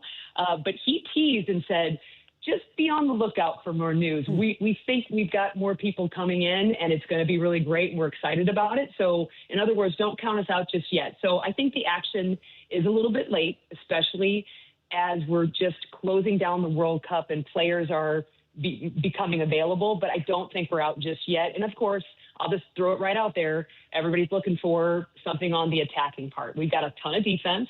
It's nice to see Tomas Ostrak back in the lineup, Edward Lubin finding his place in this lineup. But, yeah, I'd be lying to say that St. Louis City fans are not excited about a potential new number 9 striker. Okay, good to know. It was really cool to see Lubin have that moment last night. Oh, and I just knew it. I'm like, Edward Lubin, I swear, I hope that you have not worked on the center step. You know that step I'm talking about, Matt, where they kind of run up to the ball and they pause. Yeah. And as long as you don't it looks stop your dopey, motion, right? We could say it looks dopey. I hate it. Okay. I really think it messes with the kicker more than it messes with the goalie. And we saw it, by the way. Kylian Mbappe is one of the world's greatest players. He should not miss a penalty kick because he does the center step and he jukes himself out. So I knew whenever Lubin stepped there, I'm like, this one's going to be just great. If he places it with precision, it's going to be hard. And he put it right in that lower corner. It was awesome to see him do that. And I don't know if anybody caught it. I think we might have. But when he got done, he kind of went over. They were in the south end, and he pointed up to the sky. He gave his other hand a kiss, and I'm sure that had a lot of meaning. I'm sure it did. Last thing for you, just looking at this stretch, this is 3 games in 9 days. Yes, right? sir. That's coming off a break. Now, you mentioned their fitness, but that's a lot right out of the break, right? That's right. So the blessing is, of course, as a player, there's only so much training you want to do. The glory comes in games. That's your payoff. So the players are going to get what they asked for, and that is play competition. Timo Baumgartel told us this week, like, I'm tired of just practicing for nothing. Let's go to games. But they are going to get them. So, yeah, now it becomes about, hopefully, other than Celio Pompeu out, I think, we should have Javier Orozco caught in the lineup last night. Everybody else should be healthy. Roman Berkey, as I understand it, is just more of getting back to a fitness level that he wants to be at. But City's going to need to dig into that roster, and Yohan DeMay, I think, is going to have to keep the idea of being in the structure that he wants, but also be flexible and finding the ways to make that work. You can't really plug and play players, but if Sang-Bin Jong has run a bunch the game before and he's not ready to do what he's able to do on the next game, what's your plan B? So there's going to be a lot of alternate plans as we do, again, what we were doing right before the break, and that is managing a lot of games in a small period of time. Back at it Wednesday night on the road against the LA Galaxy. That's a 9:30 start. It'll be over on our sister station, Y98. And Jen Cease, as always, will be part of that broadcast. Jen, you are the best. Thank you for your time, and we'll talk to you again real soon. Thanks, Matt. Very good. Jen Cease joining us on the program, talking through City SC. They get a good win last night as they knock off Sporting KC by a 3-2 win. Take a break, wrap up hour number 1 of the program. We're less than an hour out from our coverage of Cardinals baseball as they begin the post-All-Star break portion of the season. More in a moment right here on KMOX. If you hate to paint, do what your neighbor Mr. Rob Miller from Harvesttown Auto Body in St. Peters did. He called Rhino Shield. Rob, what was the thought process for going with Rhino Shield as a business owner? My family's business is over 10,000 square feet, and it did not have the curb appeal I wanted. Rob, tell everyone how the experience was with Rhino Shield from start to finish. The process that I liked was when you came out, you gave me all of these options that would fit my building. Our building was really faded. I don't want to have to paint my building again. 25 years is a long time to not have to worry about the outside maintenance of your building as far as paint. That's a no-brainer. That's why Rhino Shield worked for me. Are your neighbors jealous? I would be if I was them. Thanks, Rob. Now it's time to call 877-25-RHINO. 877-25-RHINO or 877-25rhino.com. Genius. Don't paint, don't Rhino. Go Rhino Shield. Never paint your house again. Rhino Shield. Don't miss Mosby Building Arts Home Improvement Show, Saturdays from 11 a.m. to 1 p.m. on KMOX. One of the last call-in shows where you can get live answers to your remodeling, design, and construction questions. Tune in Saturdays at 11 a.m. Attention all dog owners. If you have ever listened to the radio or TV for any length of time, you've probably heard of America's #1 dog supplement, Rough Greens. Greetings, naturopathy Dr. Dennis Black, Amazon best-selling author and founder of Rough Greens here. And if your dog suffers from bad breath, itchy skin, licking paws, joint pain, or low energy, the truth is their food is probably to blame. You see, all commercial dog food is dead food. That's why I created Rough Greens. One daily scoop gives your pup the live vitamins, omega oils, probiotics, and enzymes that will bring their food back to life. Don't believe me? Let your dog try it before you buy it. I'll send you a free Jumpstart trial bag, risk-free. You just cover the shipping. Go to roughgreens.com. That's RUFFgreens.com. Use discount code NEWS. Don't wait. Give your dog the gift of vibrant health. Order now. It'll be at your house in a few days. Go to roughgreens.com. That's RUFFgreens.com. Discount code NEWS for your free Jumpstart trial bag today. Rough Green. We make any dog food better. Taking care of yourself should fit into your life, not complicated. Neovitin Original Formula is a complete daily multivitamin designed to support your everyday wellness routine with essential vitamins, minerals, and a natural ingredient blend, all in just 2 daily tablets. Subscribe online at neovitin.com for monthly delivery or shop Neovitin at your local Schnucks and Dearborn. Neovitin Original Formula is physician formulated to fit easily into your everyday routine. All of our vitamins are manufactured in a certified GMP facility in the USA. Neovitin, make nutrition easy. This month's Siteman Cancer Center Spotlight, bone cancer. Dr. Angela Herbie. New pain that's persistent and unexplained, or any lump that's bigger than the size of a golf ball should raise concern and trigger someone to talk to their doctor. And if you notice a lump, this is especially true if that lump is starting to grow and change size quickly, as in over weeks. Thanks to Siteman Cancer Center, national leaders in cancer. For more information, visit siteman.washu.edu. And Doug. Limu and I created a trick to help you remember that you can customize your car insurance and save with Liberty Mutual. You see, the shirts Limu and I wear are yellow, and yellow is the color of lemons. And lemons grow on trees, and trees provide oxygen. And oxygen helps us breathe, and breathing is how you live. And you can live more life when you save money by customizing your car insurance. I agree, Limu. It's really quite simple. Only pay for what you need at libertymutual.com. Liberty, liberty, liberty, liberty. Broadcasting from the Scott Credit Union Studio, 104.1 FM KMOX. Welcome back to the Gray Bar Sports Open Line. Once again, Matt Pauley on KMOX. Just a minute or so left on this first hour of a Gray Bar Sports Open Line. We won't have a full second hour because we are going to get into Cardinals baseball tonight. They are going to play this evening an 8:45 first pitch in Arizona. So we've got coverage begin. Did I get that right? Or is it 8? What? Our coverage starts at 7:45? Yeah, 7:45 is when our coverage gets started. So yeah, we'll have that for you right here on KMOX. Michael McGreevy against Merrill Kelly. One note: the Cardinals they've announced a few moves today. If you haven't been with us and following along, earlier in the afternoon, the team announced that JoJo Romero has been placed on the injured list with appendicitis. They have designated for assignment catcher Joel Pozo, and then Scott Blewett was selected from the Memphis roster.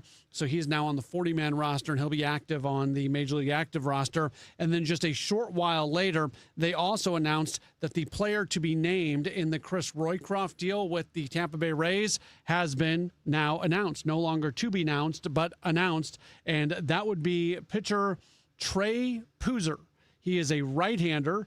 This year, he has been splitting time, most recently playing high A ball in the Sally League, where he had a 6.11 ERA in 5 games. But before that, at low A, he had a 1.97 ERA in 11 games. We'll learn a little bit more about him here moving forward. We'll take a break. We'll be back after the 7 o'clock news here on KMOX. Time now for today's Spotlight on Tech, sponsored by Ethos. Uber is reportedly pausing its ambitious European expansion plans for its Uber Eats food delivery business. The Financial Times reports that Uber has suspended market launches for Uber Eats in 5 of the 7 countries it had planned on for 2026, including Austria, Greece, and Norway. The report says Uber will instead focus on its recent openings in Denmark and Finland, which have gotten off to strong starts. I'm Jason Brooks. If you own a business, you've heard it all. From fast funding to easy approvals, everyone says the same thing. LendSeek is different. We show you what you actually qualify for. LendSeek's AI-enabled platform matches you with funding options with no guesswork. Up to $5 million in as fast as 24 hours. If you've been in business over a year, doing at least $50,000 per month, apply for free with zero out-of-pocket costs and access to over 100 lenders. Start ready, stay ready. LendSeek.com. LendSeek.com. Well, it's official. My friends have all switched to Pure Talk because I told them they could save a bunch of money on a super reliable high-speed network with unlimited data. And because they're my friends, they trust me. As for the rest of you, well, Pure Talk understands that even though you might like me, you're not just going to take my word for it, nor should you.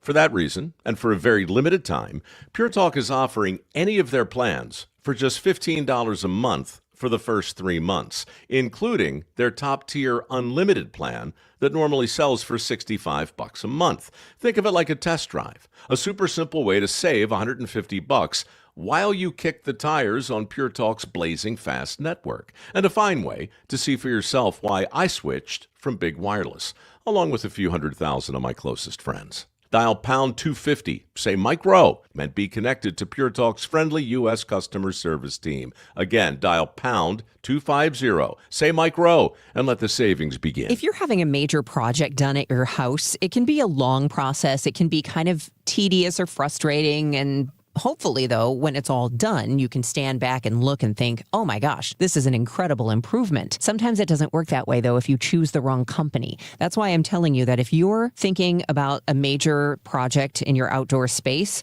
even a minor project, call Chesterfield Fence and Deck, because Chesterfield Fence and Deck is the sign you have the very best. They only use the highest quality products. They have their own installation crews with years of experience. That is extremely important. And Chesterfield Fence and Deck has been around for 58 years, a quality company, and they offer value. They're not going to be your cheapest bid, but they're going to be the best, and it's going to last for years to come, so you can stand back and think, money well spent. They'll offer you 48 months interest-free financing if you mention me, Debbie Monterey. Stop by and visit them, or visit them online right now at chesterfieldfence.com. Chesterfield Fence and Deck. This is the story of the one. As a maintenance engineer at a beverage manufacturing plant, he starts his day knowing every line is ready to run, because Grainger delivers the industrial-grade products he needs to keep mixers, conveyors, and packaging equipment moving. With Grainger's vast selection of bearings, belts, and motors, he keeps operations running smoothly, so nothing grinds to a halt. Call 1-800-GRAINGER, click Grainger.com, or just stop by. Grainger, for the ones who get it done. One of life's greatest mysteries has finally been solved. Who let the dogs out? Spruce, spruce, spruce. It's Spruce, the weed and grass killer that's safe for use around people, pets, and bees when used as directed. Spray the leaves for visible results in just 1 hour and dead weeds in just 1 day. You spray, they play. Spruce, pet friendly, weed deadly. Find wherever weed killers are sold. News, talk, cards. KMOX AM St. Louis, KMOX FM Hazelwood. Always live on the free Odyssey app. ABC News, I'm Dave Packard. An Iranian news agency is reporting that 2 oil tankers exploded and caught fire while passing through the Mind route near Oman and the Strait of Hormuz.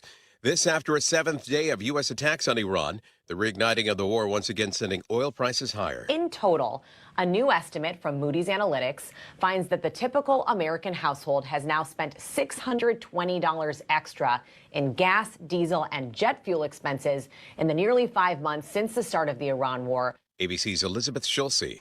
From the Midwest to the Mid-Atlantic, wildfire smoke bringing a 3rd straight day of air quality alerts. Taylor Fresh Foods, a Taco Bell supplier, removing iceberg lettuce sourced from central Mexico from the U.S. market amid a severe stomach sickness across the country. The first death has been reported from a Legionnaire's outbreak in New York City. The city's health department says at least 67 people have been diagnosed and 12 remain hospitalized. This is ABC News. Clara Esther has died. When she was 20 years old, Esther rushed to the side of Reverend Martin Luther King Jr. when he was shot in Memphis in 1968. Esther was 78. King aide and former UN Ambassador Andrew Young is believed to be the last surviving eyewitness to the shooting. Housing starts, also known as building permits, plummeted in May but picked back up in June. Home builders have been reluctant to start new projects this year, knowing that home buyers are facing sky-high interest rates. Still, overall housing starts in June came in at a seasonally adjusted annual rate of 1.42 million. That's 19% higher than in May. The same report from the Census Bureau hints at trouble ahead, though. Building permits last month fell by about 3% from the previous month. ABC's Jim Ryan. Lots of companies are implementing artificial intelligence in the workplace. One that's not Major League Baseball. The league now restricting iPad use in dugouts to prevent AI from influencing decisions. The tablets otherwise have access to video and league-provided data. Dave Packer, ABC News. At 7:02, we've got some sun clouds. It's 87 degrees downtown at the Arch. Search crews recovered a 19-year-old's body from the Merrimack River at about noon today, 2 days after he disappeared in the water. Investigators don't suspect foul play, calling the drowning a terrible accident that highlights the danger at Castlewood State Park. Highway Patrol Sergeant Dallas Thompson tells KMOX people constantly underestimate the water. The Merrimack River in St. Louis County can be a very dangerous part of the river.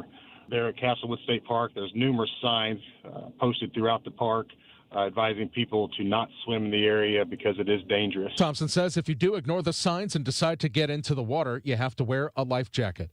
64 workers at Schnucks Bridgeton warehouse will be out of a job by next spring. The grocery chain announces it's closing the facility in March 2027 as it gets away from operating its own distribution centers. This completes a decade-long shift away from company-run distribution. The process started in 2016 when Schnucks opened a big warehouse in Kinloch using non-union contractors, and then the grocer went through a nearly 300-day boycott before settling with the Teamsters. The company says today it wants to focus on its growing fleet of stores throughout the Midwest. Schnucks declined an interview about this with KMOX. We contacted the Teamsters but did not hear back. A traffic note to pass along. Lane restrictions on 270 this weekend. I'm Roger Brand. Starting tonight at 8 p.m., they're going to have up to 3 lanes closed on North 270 at 64 for paving work. That'll remain in place through 5 a.m. Monday, and at 6 a.m. tomorrow morning, they're going to have westbound 270 down to 1 lane between Route 3 and the Chain of Rocks Bridge for Illinois drivers, and that'll wrap up Sunday evening at 6 p.m. The University of Missouri is moving toward commercial development on parts of its Columbia campus. After gathering ideas from developers, Mizzou says it's focused on student housing, hospitality, and mixed-use projects near the athletics facilities. Formal proposals from developers are expected to be sought by the end of the year. No lack of things going on this weekend in St. Louis, including Maddie in Grand Center. Chris Hansen is the executive director of the Kranzberg Arts Foundation. Workshops and conference and panels all day on Friday and Saturday. Live art, music, poetry, dance. We have circus out there. You can go roller skating this year. Local business market, the Frizzy by Nature Business and Bloom Market. Great food trucks and tasting tents. So you can just come down, discover the neighborhood, check out all the great things. The 26th Annual St. Louis Filmmakers Showcase kicks off tonight at the High Point Theater. Emmett Williams with Cinema St. Louis says nearly 70 films from local filmmakers will be shown between now and July 26th. Our closing night film it's a new film called Gangland, and that stars Lou Diamond Phillips, and Lou Diamond Phillips will be in attendance. Williams says the St. Louis film community is strong and making movies in every genre. Forecast overnight, some spot evening storms, otherwise just clouds, 75. For tomorrow, sunshine, hot, humid with a high of 93. Tomorrow night, 75. For Sunday, some pop afternoon storms, 93. And Sunday night, clear sky, low 74. Right now, downtown at the Arch, we've got some clouds. It's 87. I'm Michael Calhoun, KMOX News. Welcome back to the Gray Bar Sports Open Line. Once again, Matt Pauley on KMOX. Back out as we get into our second hour of the program. It will not be a full hour because we've got Cardinals baseball tonight. So we're going to go about 45 minutes or so here in hour number 2. And then we'll jump into our network coverage of the Cardinals and the Diamondbacks beginning the post-All-Star break portion of the year. Michael McGreevy against Merrill Kelly, the pitching matchup tonight. We'll jump back into our baseball talk coming up in just a while, but it is a major tournament weekend in golf, which means we always like to tap into our guy, KMOX golf editor. He is Dan Reardon, and he joins us right now via the Quiver River Electric guest line. Dan, always appreciate you taking some time with us today. How are you? I'm fine, and thank you for the invitation. It's sort of hard to realize that this is the last major of the year, and we're in mid-July. Is that good for golf? The players don't think so. The players think it's too tight of a schedule. But they can't move the PGA next year because they're in Texas, and you wouldn't go to Texas in August to play a championship. So it's going to be a while if they're going to change it. But no, the players think the majors are too tightly packed for their liking. I'll be honest with you, like the Open Championship kind of snuck up on me because they always. What's the one they do last weekend over there? Is it the Scottish Open? Is that right? Do I have that right? Last weekend? Yeah, that was the Scottish Open. In fact, the stat is the last, I think since 2010, whoever won the Open Championship played in the Scottish Open the week before. Yeah, so I always know that if it's Scottish Open weekend, then that means the next weekend's the Open Championship. And Dan, to be perfectly honest with you, that when that was going down last weekend, it just caught it. I was like, oh wow, we're already at this point. So it's interesting that you say it that way because it does feel like it is kind of bunched together. The big story today is the 2-stroke penalty to Bryson DeChambeau, and this has a huge impact on where he is at in the leaderboard as it drops him all the way down to being tied for 5th. Can you kind of explain to our listeners what happened and whether or not you agree with the ruling from the R&A? Well, I absolutely agree. I actually think it was a simple ruling in his case, but he walked off the course at 18 at 7 under par, pumped up because he knew he was playing in the final group on Saturday and actually playing with Lucas Herbert, and they're both from the LIV Tour, which would be sort of unheard of for the final 2 players in the Open Championship on Saturday to be from LIV. But on the 5th hole, he hit his tee shot into long grass, and on this course, long grass is knee-high. It's not very dense this week because of the heat, but it's knee-high. And when he walked in and he saw his ball, he began walking around, stomping down the grass behind his ball because, if he took a backswing, it was going to catch in that long grass perhaps. And he did that. He literally stomped the grass down, and then he walked over and looked at it from a different angle, came in and stomped it down one more time, and then he played his shot. Well, he improved his shot. I mean, there's no dispute that he made it easier for him because there was no chance at that point that the long grass was going to grab his club or interfere with his swing. And so he's actually sort of fortunate in this sense. He didn't come in and sign his card. They caught him coming off the green and said, we've got this problem. They were aware of the problem. This goes back to Dustin Johnson at Oakmont in 2015, where do you tell the player during the round or you tell the player after the round? In the case of Dustin Johnson, it was the final round, and that was a really tough call. In this case, they just didn't want to disturb the player, cause any anxiety for him, so they caught him coming off. But if he had signed his card, he would have been disqualified if he didn't correct it within 15 minutes' time. And he said in a statement on social media that he basically disagreed with it, but wanted to move on. I know he did not talk to reporters. It kind of sounds like he hid out for a little while where he was hitting some balls.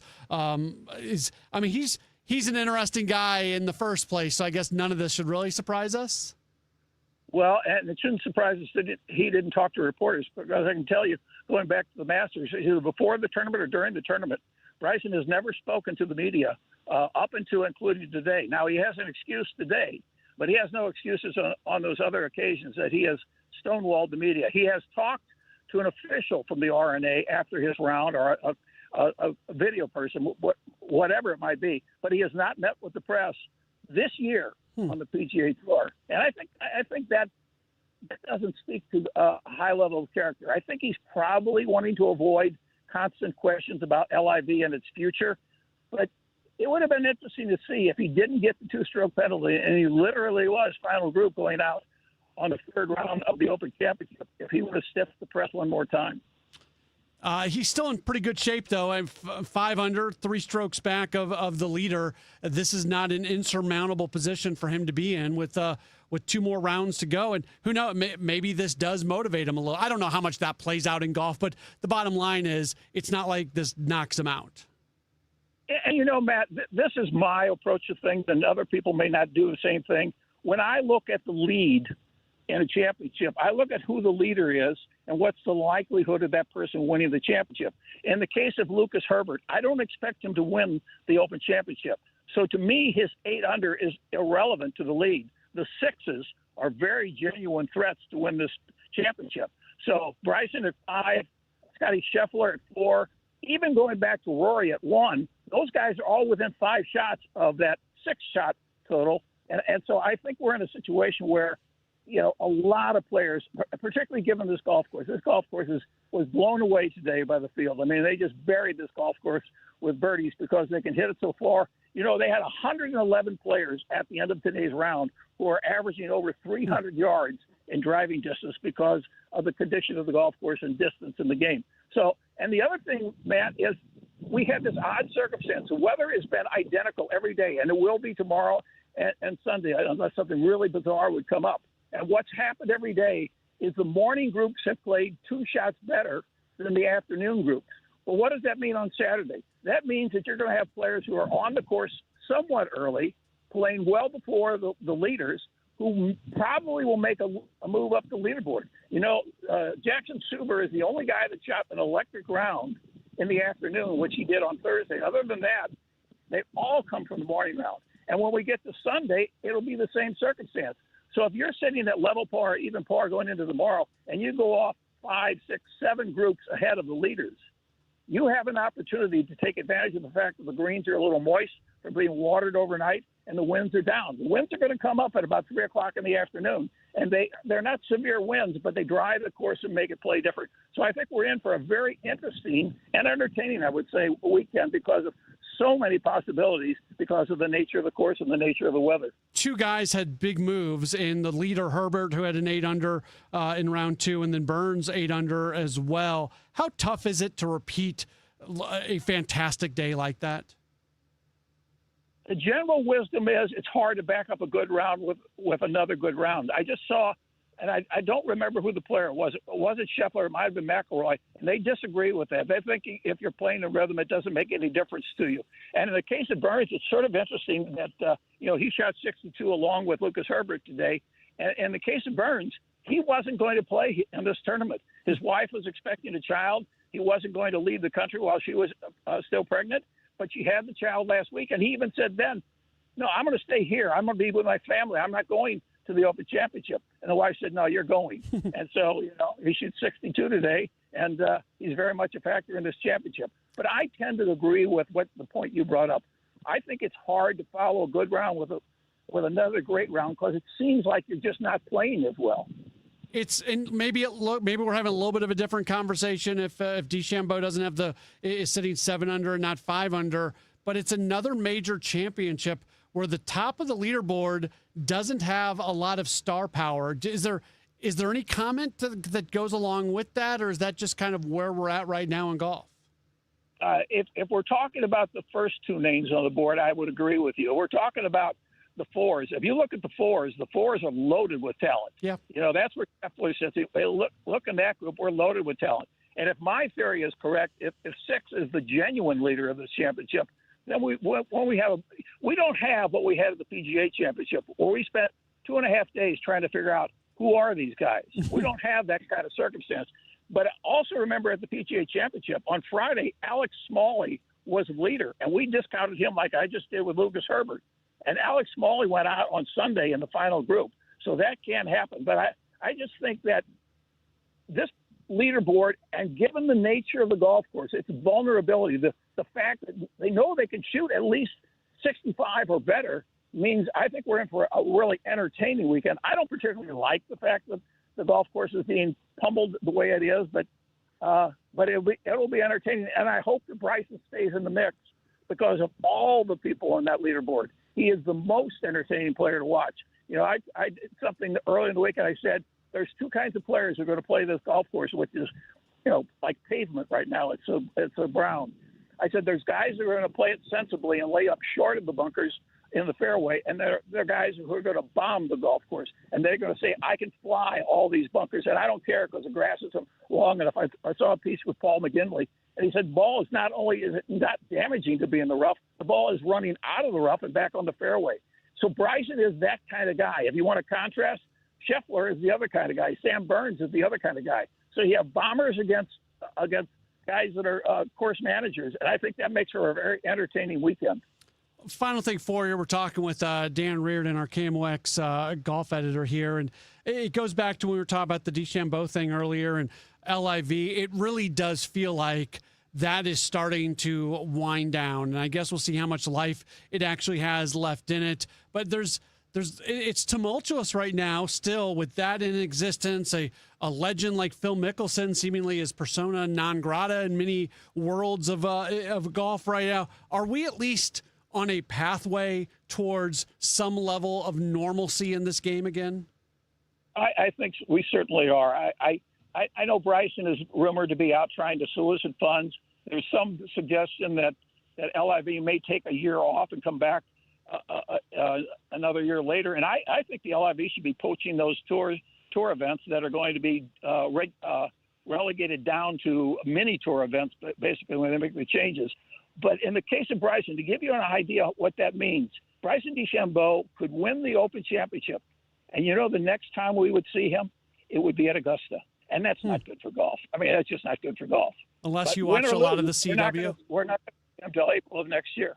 Yeah. No, you're right. You're right. And hopefully they get some of this stuff figured out. It's a weird time for sure. Dan, enjoy the final two. Are you somebody who wakes up first thing in the morning to watch this thing? No, because the guys that are playing at that time of the morning are not contenders. At this point in time, I'm interested in the guys in red numbers, and there's quite a few guys in red numbers. And I will say, though, that the nature of this golf course being browned out and burned out by the heat and the drought that they've had in that area makes it a different tournament to watch. Good thing for the players, they water the greens, because if the greens were firm like they normally are at an Open Championship, they wouldn't be anywhere near par with their scores at this point in time. All right, so the guys who are one under are teeing off at, 5:25 in the morning? Will you be up for that? I might be up for that. Okay. Rory's in that group, and I could get up for that. All right, very, very good. Hey, Dan, really appreciate the time. Enjoy the rest of the weekend, and I'm sure we'll catch up again very soon. Thank you, Matt. Awesome. That's Dan Reardon joining us. Such a great resource that we have here at KMOX to be able to talk all things golf. And it's been interesting things going on in this event.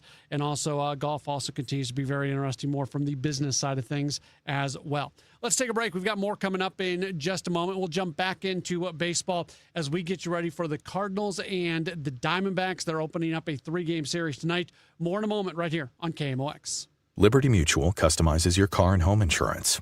And now we're customizing this late-night ad to make you more alert, which could help your driving. And science tells us that pulsing beats faster, stimulating audio like traveling sound, and voices on the higher, so-called brighter end of the audio spectrum like this can encourage focus. Also, a familiar tune can help, so... Liberty, liberty, liberty, liberty. What do parents think of back to school at Staples, where 24-pack Crayola crayons are just 50 cents? Staples has folders, notebooks, and pens at great prices. I'm smiling from ear to ear. It's the most wonderful time. Mom, I missed the bus of the year.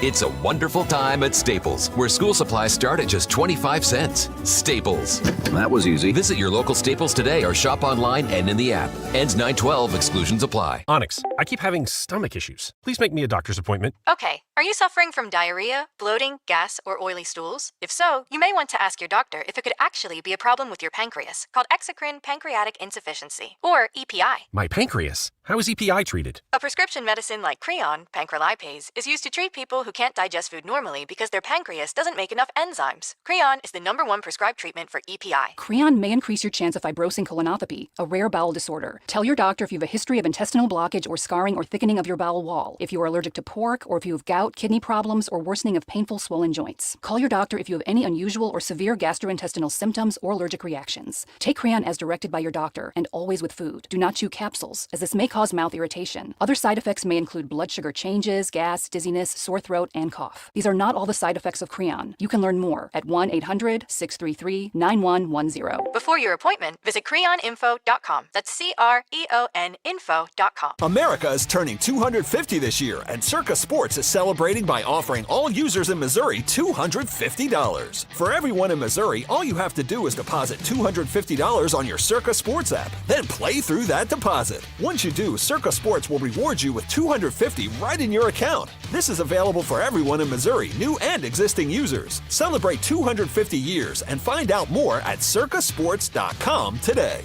Must be 21 or older and in Missouri. Gambling problem? Call 1-800-GAMBLER. Giddy up! It's the Cardinal Cowboy. Don't let garage door problems bench your summer plans. From repairs, tune-ups, and replacements, Renner Garage Door hits a grand slam every time. Score a free repair or replacement quote today, plus $100 off a new garage door. Featuring trusted brands like Delden, Amar, and LiftMaster, Renner delivers the quality, reliability, and performance your home can count on. RennerDoorSTL.com. Forward and back. RENNER. In a county full of slick politicians, one man never got the memo. Jake Zimmerman. He may not be cool, but as county assessor, Zimmerman delivered. Here's Jake. I stopped casinos taking money from our schools and cracked down on wealthy developers dodging taxes. The St. Louis American called his office a model of respectful competence, and the Post-Dispatch just endorsed Zimmerman in his campaign for county executive for his pledge to take the drama out of county government. As county executive, he'll make life more affordable and stand up to MAGA's attacks on our rights. I'm not flashy, but I get results, and I've got your back. Then there's Brian Williams. Williams voted with MAGA Republicans to open the door to extreme abortion bans, and now MAGA is bankrolling Williams with $150,000 in donations. Brian Williams and MAGA can't be trusted. Jake Zimmerman is on our side. Paid for by Citizens for Jake Zimmerman. Jeannie Kirkton, Treasurer. Get this, 42% of baby boomers don't even know how much money they have in their nest egg. If you're not sure where you stand in terms of getting ready for retirement, you should be listening to the All Financial Hour with Steve All. Let's sit down and talk about your questions, because I think that's the most important thing that it is out there. It's what questions do you have? Saturday mornings at 10 or Sunday evenings at 6, right here on KMOX. Still here, still trusted. The voice of St. Louis, KMOX.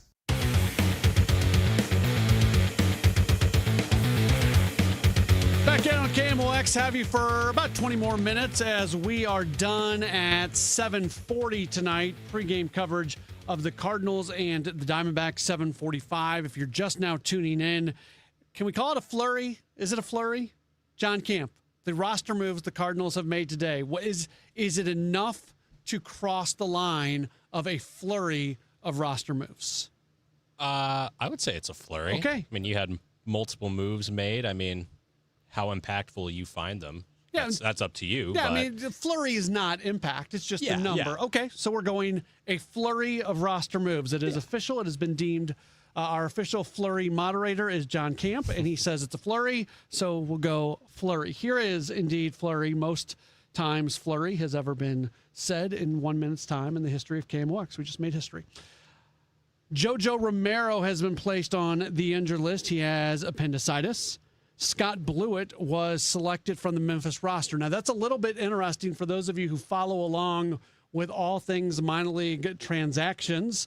It was reported over the last couple days that Scott Blewett had an opt-out from his minor league deal, and he had opted out of his contract, which would have made him a free agent, and he could have gone and tried to find another job. He had a really solid spring for the Cardinals, so much so, if we were to go back in time, there was actually conversations that I was a part of on whether or not Scott Blewett was somebody that you wanted to make a 40-man roster move in front of opening day to get him onto the opening day roster. He was pretty impressive during spring training.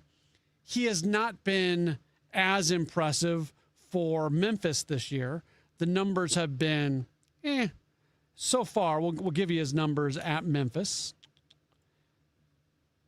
He's a 4-1, so that's good. 5.18 ERA, not great. 3.13 average against, not great. 48 2/3 innings, 63 strikeouts, that's good. 19 walks, not terrible. For a guy who's not known for really controlling, 19 walks and 48 2/3 innings, not the end of the world, especially for a relief pitcher.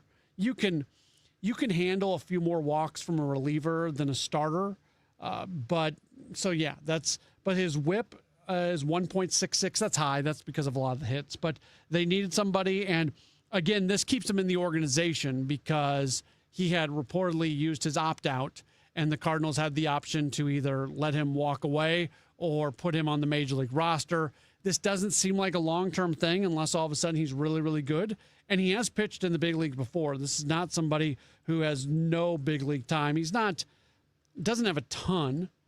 He made his Major League debut in 2020, has pitched in the big leagues for Kansas City, Minnesota, Atlanta, and Baltimore, has a 4-1 big league record with a 4.21 ERA over 43 Major League appearances.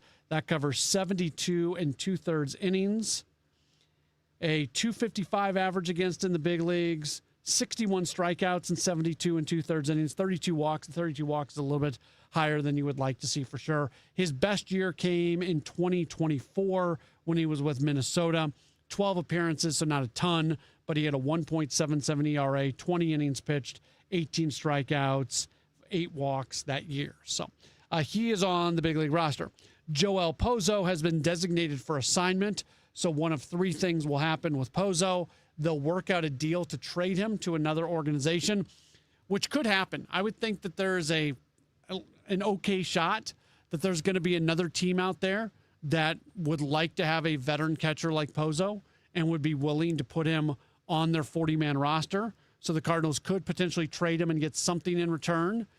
He could get claimed by another team, but no deal is worked out, or he could just become a free agent. But either way, or I guess he doesn't get claimed by any team. He comes off the 40-man roster and he stays in the organization as a non-40-man guy at AAA. I guess that's a possibility as well.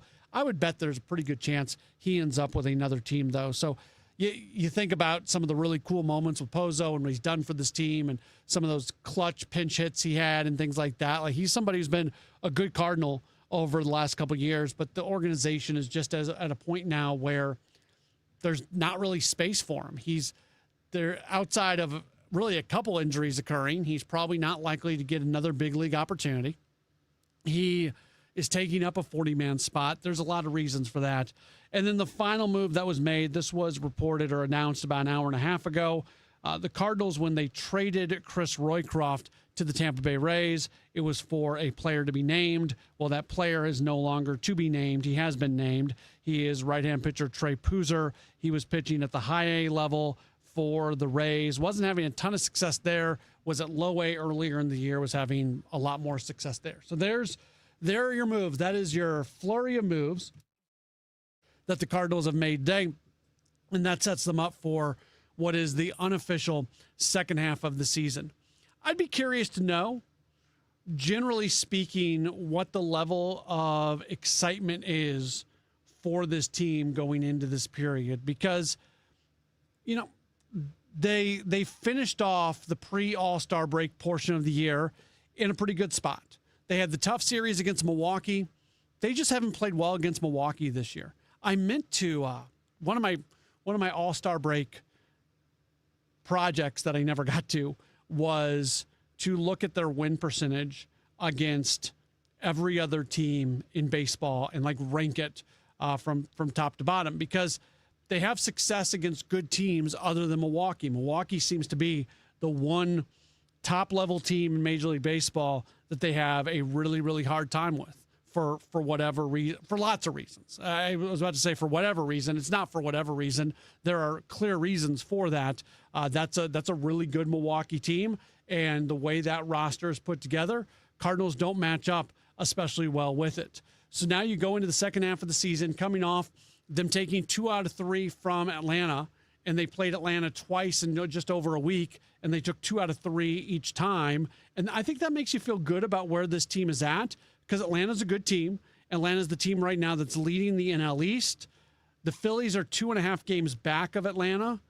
I think the proverbial gun to head, what do I choose if I have to choose an NL East winner right now? I think the Phillies likely catch the Braves. I think the Phillies are a better team than the Braves. But if the Braves hold on, if the Braves end up winning that division, that's not going to be a shocking thing to me.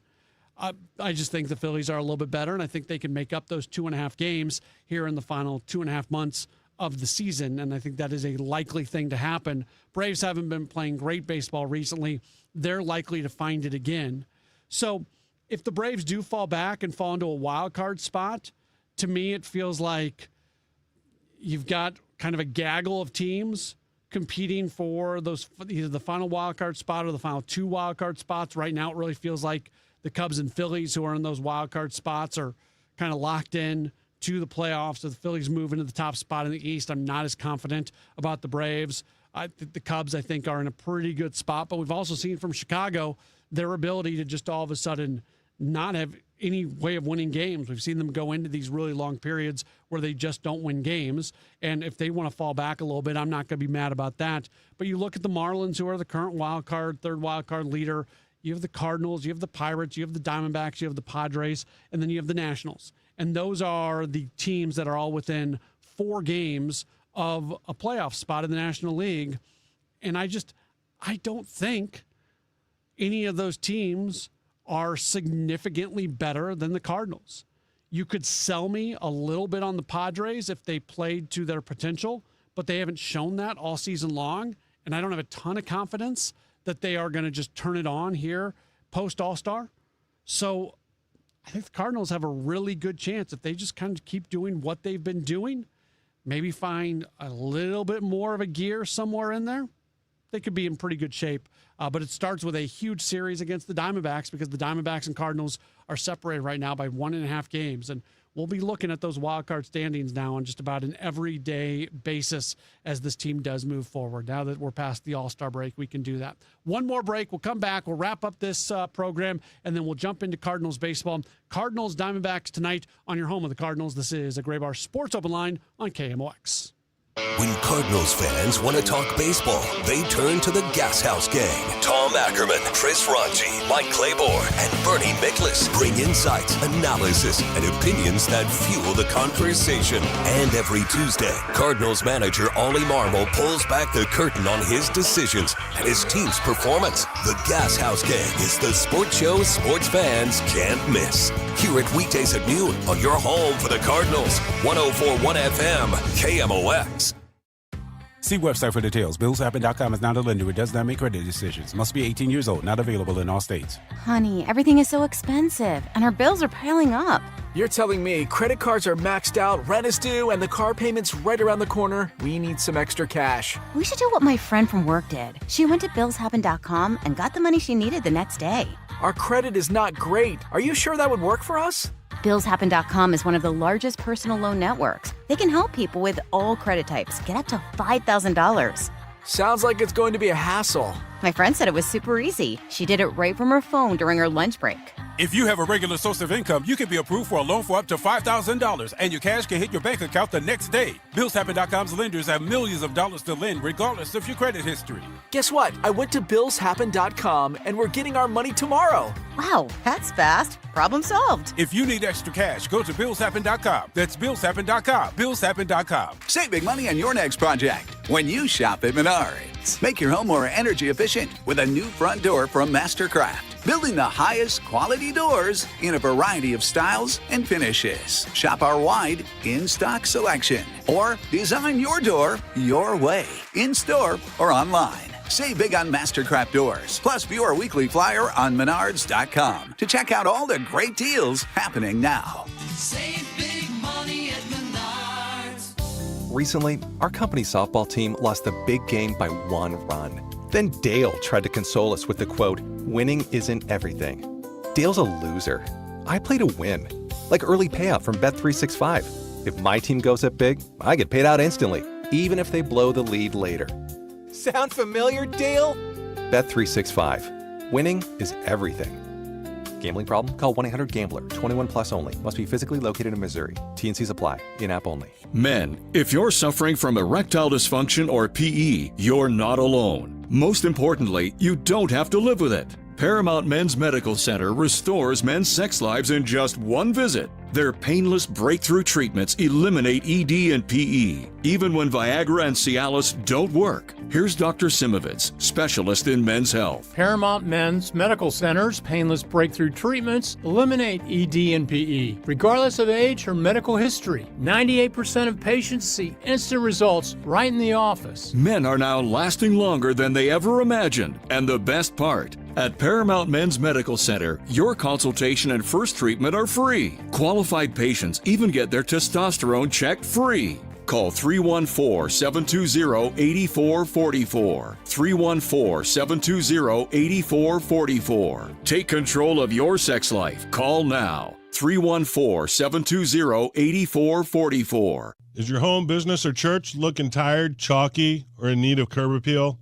Go Rhino. Tired of painting year after year? Go Rhino. Our unique 3M ceramic technology is perfect for brick, stucco, aluminum, steel, color lock masonite, and more. It's backed by our 25-year transferable warranty to not chip, crack, or peel. Great if you're staying, and even better if you're selling. Our ceramic coating allows you to maintain all of your architectural features. The decision to do vinyl will leave your home looking like a plastic moldy box. With Rhino Shield, in 15 years, your home will still have that, wow, it looks like you just got it painted. We've done large condo complexes, parking garages, pole barns, and commercial strip malls. We coat sloped and flat roofs to extend their lives too. Evaluations are free. 877-25-RHINO or 877-25rhino.com. See what we did there? Genius. Tell them, ladies. Don't paint, don't vinyl, go Rhino Shield. Never paint your house again. Rhino Shield.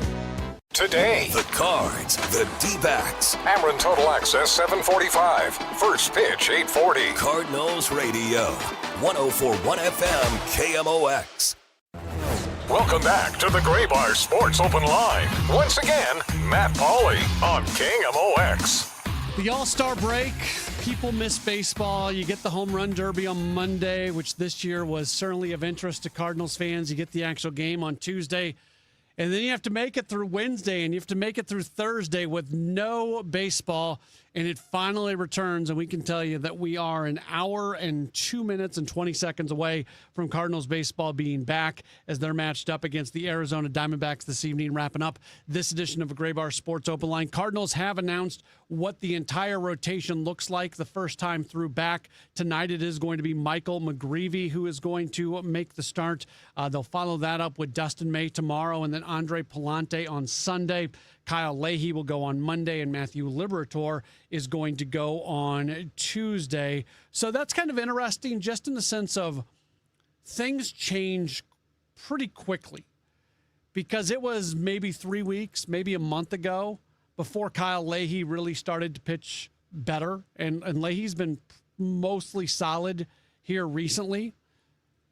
We were looking at Leahy and Liberatore and watching those guys pitching on back-to-back days and just seeing the impact that was having on the bullpen.